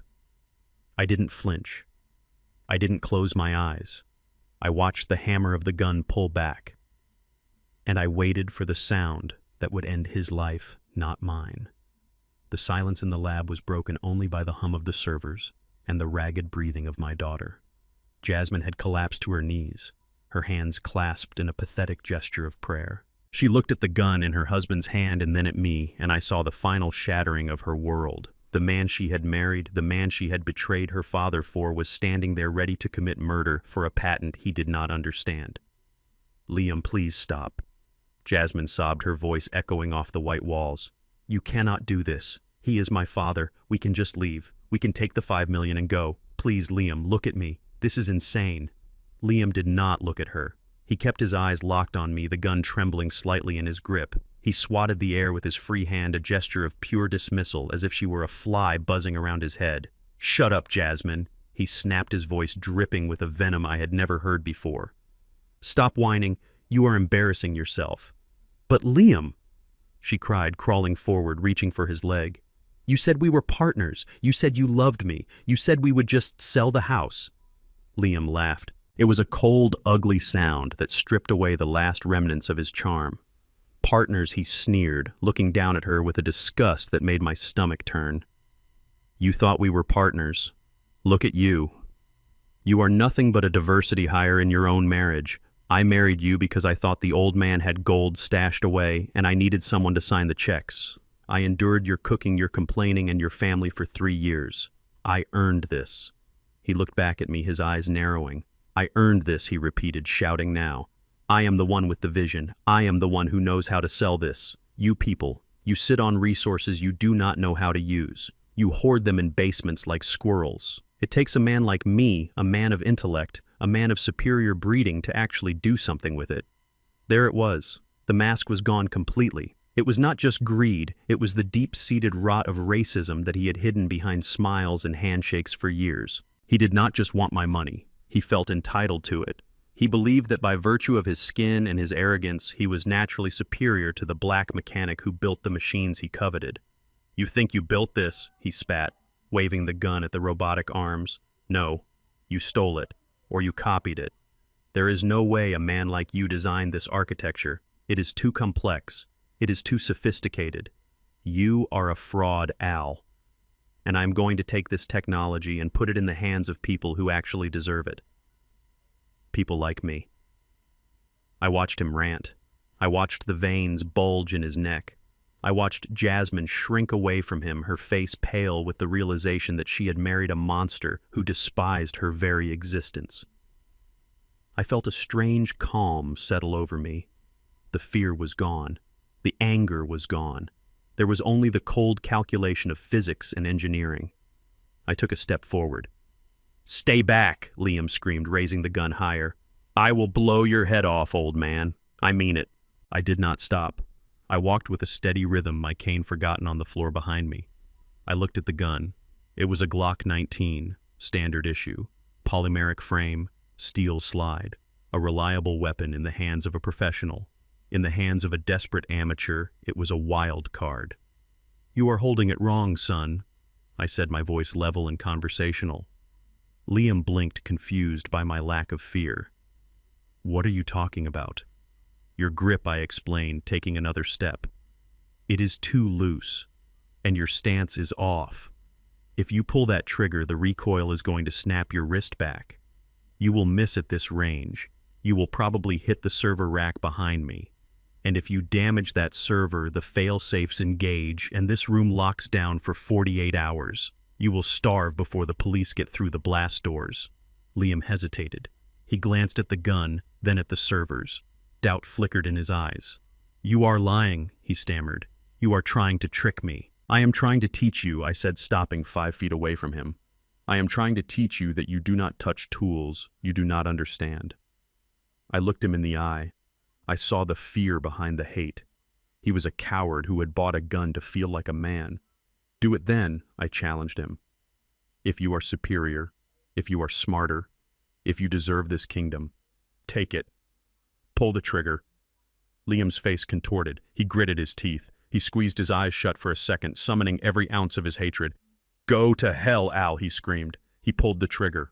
The sound that followed was not the deafening boom of a gunshot. It was not the explosion of gunpowder and the tear of metal. It was a sharp plastic snap.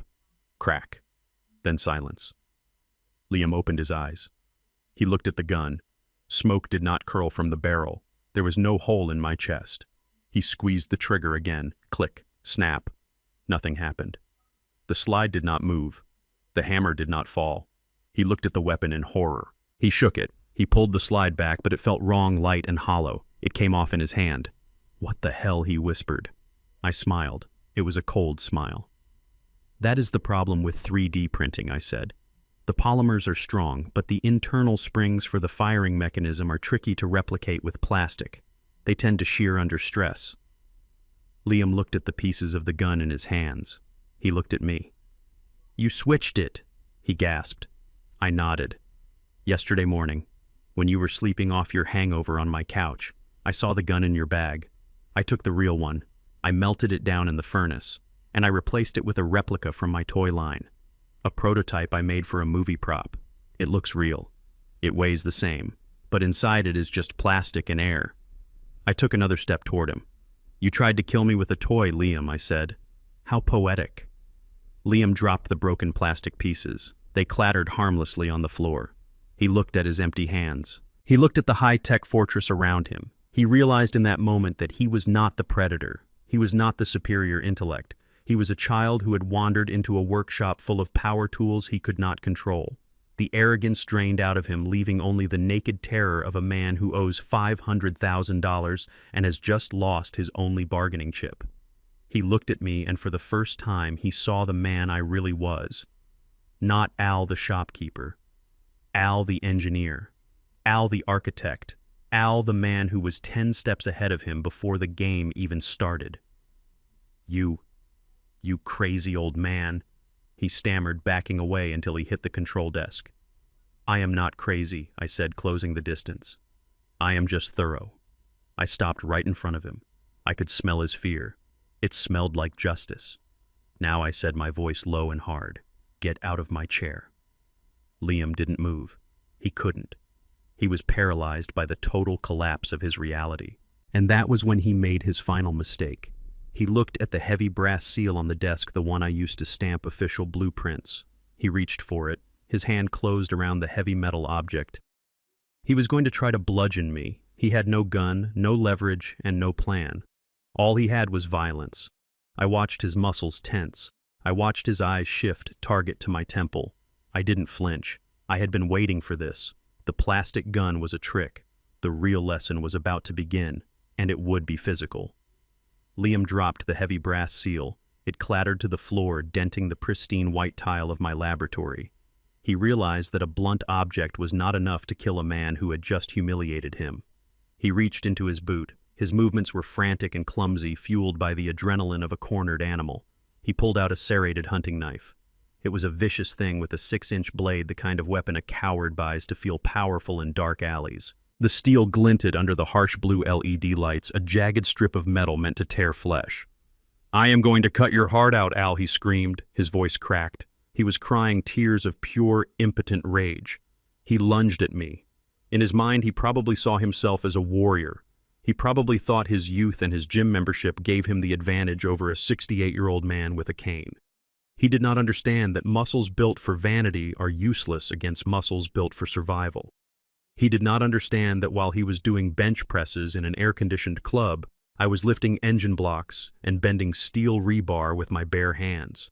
He came at me with the knife raised high, a classic amateur mistake. He left his entire midsection open. He committed his weight too early. I did not step back. I stepped in. I dropped my cane. It hit the floor with a hollow wooden sound. I bent my knees, lowering my center of gravity. I wasn't Al the shopkeeper anymore. I wasn't the victim. I was the earth. I was the stone. Liam's arm descended. I caught his wrist. My hand closed around his forearm like a hydraulic clamp. I felt his skin damp with sweat. I felt the fragile radius bone beneath the expensive fabric of his sleeve. I looked into his eyes. They went wide with shock. He tried to pull back, but he couldn't move. I had him. "You are soft, son," I whispered. I didn't just block him. I used his own momentum against him. I rotated my hips. I pulled his arm down and twisted it outward. It is a simple judo technique called kote gaeshi, or the wrist turnaround. It relies on leverage, not brute strength, but I had plenty of strength to spare. I applied pressure. Liam screamed. It was a high-pitched sound that echoed off the server racks. "Drop it," I commanded. He didn't drop it. He tried to slash at me with his free hand, so I finished the move. I stepped back and snapped my hips, pulling his arm past the point of structural integrity. There was a sound like a dry branch snapping in a winter forest, a loud, sickening crack that vibrated up my own arm. Liam's wrist broke. The bone gave way under the torque. The knife fell from his nerveless fingers, bouncing harmlessly away across the floor. Liam's legs buckled. He collapsed to his knees, his left hand clutching his broken right wrist. He curled into a ball on the floor of my billion-dollar laboratory, whimpering like a child who had scraped his knee. I stood over him. I wasn't breathing hard. My heart rate hadn't even spiked. I looked down at him with zero pity. This was the man who called me weak. This was the man who thought his white skin and his college degree made him superior to the black mechanic. "You spent your life buying things, Liam," I said, my voice echoing in the silent room. "You bought clothes. You bought cars. You bought a gun. You thought you could buy power. But you cannot buy strength. Strength is earned in the dark when nobody is watching, and you have never been in the dark." I kicked the knife away, sending it skittering under a workbench. I looked at my hands. They were calloused, scarred. They were the hands of a creator and a protector, and today they were the hands of judgment. Liam was sobbing on the floor, rocking back and forth. "My hand," he moaned. "You broke my hand. You are going to jail." I laughed. It was a dry, humorless sound. "I am not going to jail, Liam," I said. "You broke into a secure government-contracted facility. You brought explosives. You brought a weapon. You attempted to murder the proprietor. In the eyes of the law, I just neutralized a terrorist." I turned away from him. He was no longer a threat. He was just broken garbage waiting to be taken out. I looked for Jasmine. I expected to see her rushing to her husband's side. I expected her to be kneeling beside him, tearing strips from her dress to bind his wrist. I expected her to scream at me to call an ambulance. But Jasmine wasn't looking at Liam. She wasn't looking at me. She was looking at the desk. Specifically, she was looking at the heavy brass seal that Liam had dropped. The seal was the official stamp for the Mercer Trust. It was the physical object required to notarize any transfer of intellectual property. In her twisted, desperate mind, she thought that if she possessed the seal, she possessed the kingdom. Jasmine moved. She didn't run to help the man she married.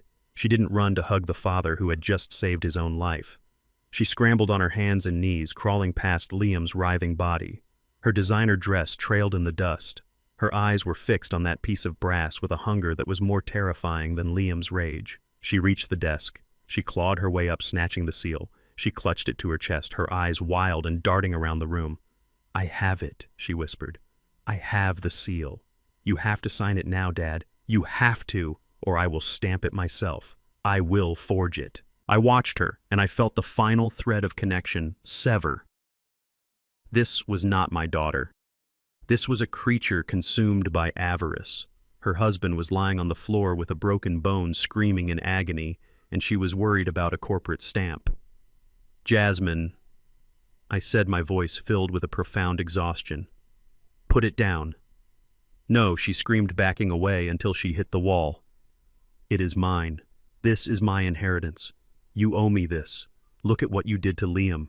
You are a monster. You hurt him. But you won't hurt me. I am your daughter. You have to give me the company." She held the seal up like a talisman, like a holy relic that could ward off poverty. "You don't even know what that is," I said, walking slowly toward her. "It is a piece of metal, Jasmine. It doesn't give you power. It doesn't give you knowledge. You can stamp every piece of paper in this room and you still won't know how to build a circuit board. You won't know how to run this place." "I don't care," she shrieked. "I will sell it. Bill, I will sell it all, port by port, chip by chip. I will burn it down if I have to, but I am getting paid." She looked at Liam, who was still moaning on the floor. "Get up, Liam," she yelled at him. "Get up and help me. We have the seal. We can still win." Liam looked up at her, his face gray with pain. "You stupid cow," he rasped. "It is over. Can't you see that? He broke me." Jasmine looked at him with pure disgust. "You are weak," she spat. "You are useless. I have to do everything myself." She turned back to me, clutching the seal so hard her knuckles were white. "Let us go, Dad," she said. "Open the elevator. Let us leave with the seal. And we won't tell anyone about this place." I stopped walking. I looked at her. I looked at the greed that had eaten her soul. "No," I said. "What do you mean, no?" she asked, her voice trembling. "I mean the game is over," I said. I reached into my pocket. I pulled out a small black remote control. It had a single red button protected by a plastic cover. Jasmine's eyes widened. "What is that?" "This is the end of the lesson," I said. I flipped the plastic cover open. I pressed the button. Instantly, the lighting in the lab changed. The cool blue LEDs turned a harsh strobing red. A siren began to wail, a deafening rhythmic whoop, whoop, whoop that filled the cavernous space. It was the sound of a facility going into maximum security lockdown. Jasmine dropped the seal. She covered her ears, screaming. Liam curled tighter into a ball, trying to block out the noise. I didn't cover my ears. I stood tall in the flashing red light, watching them crumble. The large main screen on the wall behind the control desk flickered to life. It had been displaying schematics of a drone engine. Now it switched to a live video feed from the external security cameras. The image was grainy but clear. It showed the street outside my toy shop. It was no longer a quiet Chicago street. It was a war zone. 4 black SUVs had screeched to a halt in front of the building, blocking the road. Blue and red lights flashed from their grills. Men in tactical gear were pouring out of the vehicles, carrying assault rifles and battering rams. They wore jackets with bold yellow letters on the back. FBI. Behind them were 2 Chicago police cruisers. Jasmine stared at the screen, her mouth hanging open. "What did you do?" she whispered, the siren nearly drowning out her voice. "Who are they?" I looked at the screen. I saw Tasha standing by the lead vehicle, pointing at the front door. She had made the call. She had sent the evidence packet I had compiled. The evidence of Liam's wire fraud. The evidence of his money laundering for Vinny the Shark.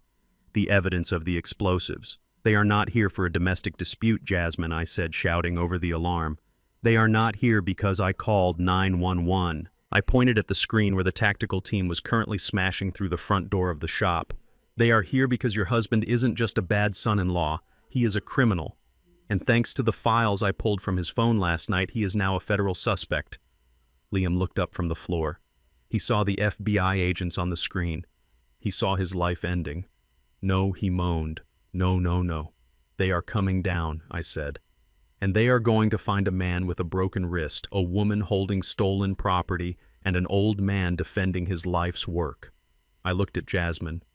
"You wanted the police involved," I said. "You wanted the authorities to know I was incompetent. Well, they are here. Tell them whatever you want." The elevator chimed. The override codes had been entered from the outside. The doors were about to open. I turned to face the glass doors, adjusting my shirt cuffs. I waited for the cavalry. Jasmine sank to the floor next to Liam. She looked at the brass seal lying in the dust. It was worthless, just a paperweight.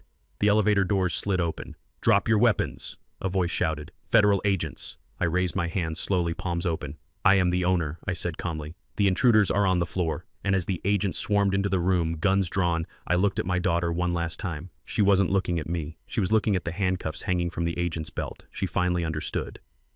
The basement wasn't a gold mine. It was a trap, and she had walked right into it. The elevator doors were just the beginning. As the federal agents poured out onto the main floor, guns trained on Liam, the entire laboratory seemed to vibrate with a new frequency of violence. Liam was curled on the floor, clutching his broken wrist, his face pressed against the cold white tiles. Jasmine was frozen, her hands in the air, her eyes wide with the shock of a reality she could not comprehend. But the symphony of justice was not finished. Above us, high in the vaulted ceiling of the underground chamber, there was a sudden deafening crash. The reinforced glass of the ventilation atrium, which brought filtered sunlight down from the surface garden, exploded inward. Shards of glass rained down like diamonds glittering in the harsh red emergency lighting. Through the broken aperture, black ropes dropped. Men in tactical gear descended from the sky, rappelling down the 50-foot drop with the precision of spiders. They hit the floor in a circle surrounding us. The sound of their boots hitting the ground was heavy and final. This was not a simple arrest. This was a raid.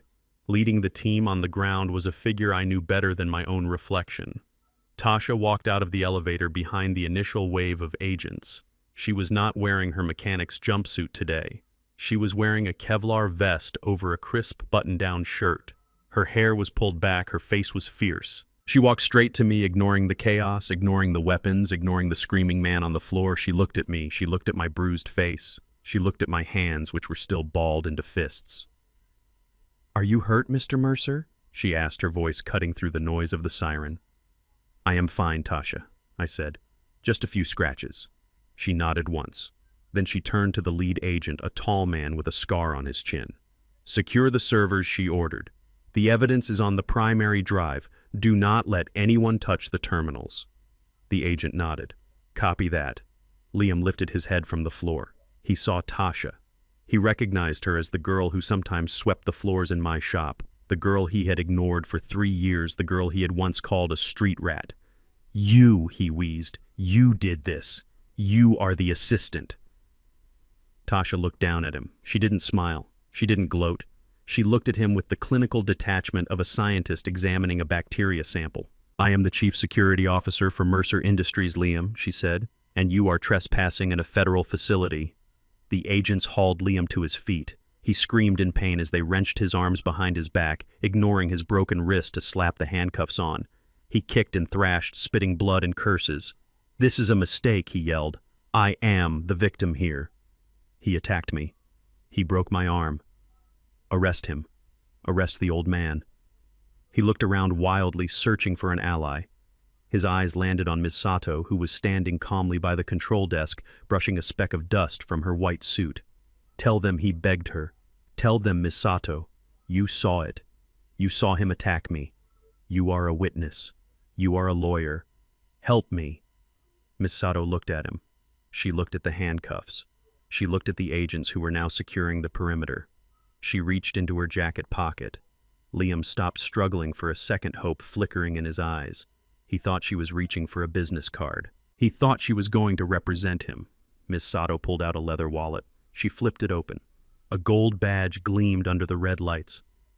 "I am not a lawyer, Mr. Black," she said, her voice cool and authoritative. Liam blinked. The hope died instantly, replaced by a confusion so deep it looked like physical pain. What he whispered. "I am Special Agent Sato," she continued, closing the badge with a snap. "FBI Financial Crimes Division. I have been investigating the money laundering operations of Vincent Moretti, also known as Vinny the Shark, for 2 years. Liam's knees buckled. The agents had to hold him up. "Vinny," he stammered, "we have been tracking your payments to him for 6 months. Ms. Sato explained, walking closer to him until she was inches from his face. "We knew you were washing money through your shell companies. We knew you were desperate. But we needed to catch you in the act of a felony to make the charges stick immediately. We needed you to try to liquidate a major asset illegally." She gestured to the room around us. "Attempting to steal and sell classified technology designed for the Department of Defense is a very serious felony, Liam. It is treason adjacent." Liam looked at me. He looked at Tasha. He looked at Ms. Sato. The realization crashed down on him. The entire day. The visit. The offer of $5 million. It was all a sting operation. "You set me up," he screamed, his voice cracking. "You entrapped me." "I did not entrap you, son," I said, stepping forward. "I gave you a choice. I offered you $5 million to walk away. You could have taken the money. You could have paid your debts. You could have left, but you didn't. You got greedy. You wanted the kingdom." I tapped my temple.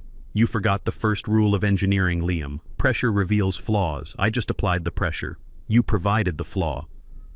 Ms. Sato nodded to the agents. Get him out of here, she said. Read him his rights. Not that it will help. Liam began to sob. It was an ugly sound. The sound of a man who knows his life is over. Wait, he cried as they dragged him toward the elevator. I have info on Vinny. I can deal. I can make a deal. We already have Vinny, Ms. Sato said, turning her back on him. We raided his operation an hour ago thanks to the data Tasha decrypted from your phone last night. You were the weak link, Liam. You led us right to him. Liam's screams faded as the elevator doors closed, sealing him inside with the agents who would take him to a cell he would likely never leave. The room quieted down. The red light stopped strobing and switched back to the calm, cool blue. The siren cut off. I took a deep breath, filling my lungs with the clean, filtered air. It was over. The threat was gone. Then I heard a sound. A soft, pathetic whimpering coming from the floor near the desk. I had almost forgotten about Jasmine. She was still on her knees, clutching the worthless brass seal to her chest. 2 agents were standing over her, waiting for the order. She looked up at me. Her mascara was running down her face in black rivulets. Her dress was ruined. She looked small. She looked like the little girl who used to skin her knees in the park. But she wasn't that little girl anymore. An agent stepped forward, pulling a pair of handcuffs from his belt. He reached for her arms. Jasmine flinched. She looked at the agent, then she looked at me. Her eyes were wide with terror. "Daddy," she cried. "Daddy, help me. Please, don't let them take me." I looked at her. I looked at the woman who had stood by while her husband starved me. The woman who had planned to put me in a home. The woman who had screamed that she wanted my money more than my life. I didn't do anything, she sobbed, reaching a hand out toward me. It was all Liam. He forced me. I was scared. I am your daughter. You have to save me. I felt a pang in my chest. It was the echo of an old love, the ghost of fatherhood. It would have been so easy to speak to Ms. Sato, to say she was a victim, to get her a lawyer, to pay her bail, to bring her back home and try to fix her. But then I remembered the audio recording. I remembered her voice in the kitchen saying I was selfish for wanting to live my own life. I remembered her watching Liam hold a gun to my head and only worrying about the seal. I looked at her hand reaching for me. I did not take it. I turned my back on her. I walked toward the control desk where Tasha was already typing commands to secure the facility. Daddy, Jasmine screamed, the desperation rising in her voice. "Daddy, look at me. I am Jasmine. I am your baby girl." I stopped. I didn't turn around. I spoke to the air in front of me. "My daughter died a long time ago," I said, my voice steady and cold. "She died the day she chose a check over her father." I nodded to the agent. "Take her." "No." Jasmine shrieked as the agent pulled her arms back and clicked the cuffs onto her wrists. "No, please. I am sorry. I am so sorry." They hauled her to her feet. She struggled, kicking and crying, calling my name over and over. "Al Mercer," she yelled. "Dad, please." I stood by the desk looking at the screens. I watched the security feed as they dragged her into the elevator. I watched the doors close on her weeping face. I stood there for a long time staring at the metal doors. "Mr. Mercer," Tasha said softly from beside me. "Are you okay?" I looked at her. I saw the tears in her eyes. She knew what this cost me. "I am fine, Tasha," I said. I adjusted my cuffs. I smoothed the front of my flannel shirt. "I am fine," I repeated. "I just need to get back to work." I sat down at the desk. I pulled up the schematics for the new Mars rover guidance system. The basement was quiet again. The parasites were gone. The gold diggers were gone. It was just me and the machines. And for the first time in a long time, the air tasted clean. The sign above the door no longer reads Mercer's handcrafted toys. The peeling paint and the faded letters are gone, replaced by a sleek panel of brushed steel and glass that catches the morning Chicago sun. It reads, "The Coretta Mercer Academy of Robotics and Engineering." I stand on the sidewalk across the street leaning on my cane, not because I need it, but because old habits die hard. It has been 6 months since the raid, since the sirens and the shattered glass and the end of my life as a ghost. The building is alive. It is no longer a tomb of dusty memories. Through the large front windows I can see them. 20 children, boys and girls from the neighborhood wearing blue lab coats. They are not looking at phones. They are not loitering on corners. They are huddled around workstations, their eyes wide with the thrill of creation. They are programming robotic arms. They are soldering circuit boards. They are learning the language of the future. I watch a young boy, maybe 12 years old, hold up a drone he just assembled. It hovers unsteadily for a moment, then stabilizes its tiny motors, humming a perfect pitch. The boy's face lights up with a joy so pure it makes my chest ache. I see myself in him. I see the boy who used to take apart radios in the basement because he wanted to know how the voices got inside. This is what I should have done 20 years ago. I spent so much time hiding my light underground, afraid that the world would steal it again. I hoarded my genius like a miser hoards coins. But Tasha was right. Technology is not meant to be buried. It is meant to be shared. It is meant to lift people up. The Academy is free. It is funded by the sale of 2 of my older patents to a Japanese conglomerate. The money I got was enough to run this place for a century. I don't need it. I have the contracts. I have the royalties. I have more money than I could spend in 10 lifetimes. But the real wealth is in that room. It is in the minds of those children who now know that a black kid from the South Side can build a spaceship if he wants to. I cross the street. The neighborhood has changed too. The drug dealers who used to hang out on the corner are gone, chased away not by police, but by the private security detail that now patrols the block. The graffiti has been painted over. There is a sense of pride here now, a feeling that this place matters. I walk up the steps. The door opens automatically, recognizing my biometric signature. Inside, the air smells of solder and potential. Tasha is at the front desk talking to a parent. She sees me and smiles. It is a genuine smile, not the guarded look of a conspirator. "Good morning, Mr. Mercer," she says. "The new 3D printers arrived. The kids are going crazy." I nod. Let them build, Tasha. Let them break things. That is how they learn. I walk through the main hall, heading for the glass elevator. I don't go down there to hide anymore. I go down there to work, to teach, to lead. But before I descend, I take a moment to look at the wall near the entrance. There is a plaque there dedicated to Coretta. But there is no picture of Jasmine. There never will be. My daughter is not dead, but she is gone. The last time I saw her was through a thick pane of plexiglass in the visitation room of the Federal Detention Center. She looked older. Her hair was dull, her skin sallow. The fire of greed had burned out, leaving only ash. Liam did not get a plea deal. The sheer volume of evidence I provided, combined with Ms. Sato's testimony, buried him. The federal prosecutor called him a predator of the highest order. The judge was not lenient. 20 years in a maximum security federal prison for domestic terrorism, attempted murder, wire fraud, and conspiracy. He will be an old man when he gets out. He will be older than I am now. And he will have nothing. Jasmine fared slightly better, but not much. She was convicted as an accessory to kidnapping and attempted extortion. 5 years. Her lawyer tried to argue that she was manipulated by Liam, that she was a victim of coercive control, but the audio recordings didn't lie. The jury heard her voice. They heard her wish for my death. They heard her choose the seal over her father. She lost everything else too. The state took custody of her future. If she ever gets out, she will have a felony record. She will never work in a high-rise. She will never wear designer clothes. She works in the prison kitchen now, scrubbing pots for 12 cents an hour. When I visited her, she cried. She begged. She asked why I didn't hire a better lawyer for her, why I didn't use my millions to buy her freedom. I picked up the phone on my side of the glass. I looked at her. "I gave you freedom, Jasmine," I told her. "I gave you a debt-free life. I gave you an education. You used your freedom to try to enslave me." "But I am your daughter," she sobbed. "No," I said, hanging up the phone.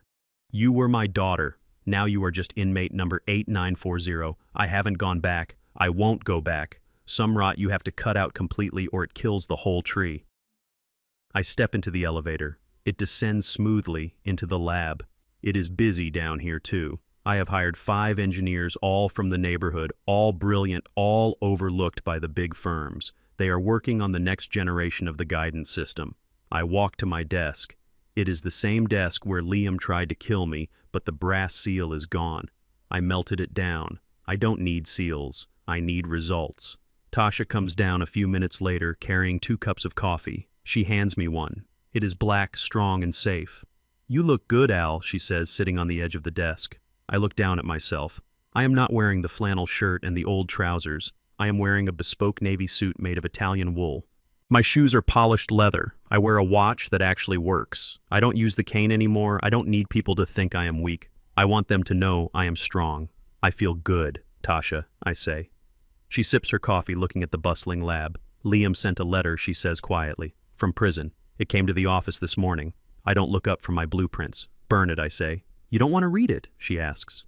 He claims he has found God. I laugh. A short, sharp sound. He didn't find God, Tasha. He found a cage, and he is saying whatever he thinks will get the key. Tasha nods. She takes a lighter from her pocket and walks over to the waste bin. I hear the sound of paper catching fire. I watch the smoke rise. It is the last vestige of the parasites. They are gone. They are memories fading into the ventilation system. I turn my chair to look at Tasha. She is the daughter I should have had. She is loyal not because of blood, but because of shared values. She stood by me when I was a crazy old man with a conspiracy theory. She fought for me. You know, Tasha, I say, leaning back in my chair, for 20 years I came down here every night. I locked that door. I turned on these lights.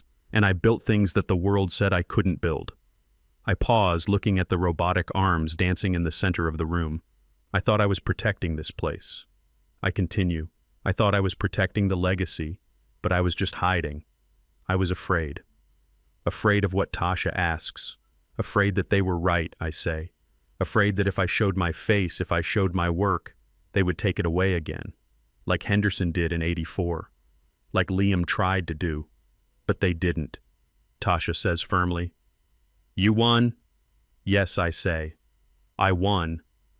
But not because I hid. I won because I finally opened the door. I stand up. I walk over to the main server bank.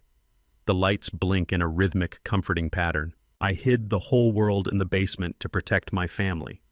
I say, my voice echoing in the cathedral of technology. But in the end, I realize the world needs to see the light, and true family are the people who stand by you when darkness falls. I put my hand on Tasha's shoulder. Come on, I say. We have work to do. The Mars rover isn't going to guide itself. We get back to work. The hum of the machines rises. Above us, the children are learning to fly. Below us, the engines of the future are turning. And for the first time in my life, I am not watching the door. I am watching the horizon. For 40 years, I believed that hiding my true self was the only way to keep my family safe from the corruption of the world. I thought silence was a shield, but I learned the hard way that darkness only allows rot to grow. Liam and Jasmine saw a dusty shop and an old man. They never bothered to look for the soul underneath. True wealth isn't found in a bank account or a basement vault. It is found in the people who stand by you when the walls come crashing down. I lost the child I raised, but I found the legacy I was meant to leave. Never underestimate the quiet ones. We are usually the ones building the future while everyone else is arguing over the past. If you enjoyed seeing justice served, hit that like button and subscribe for more stories of retribution. Let me know in the comments, would you have given Jasmine a second chance? Thanks for watching.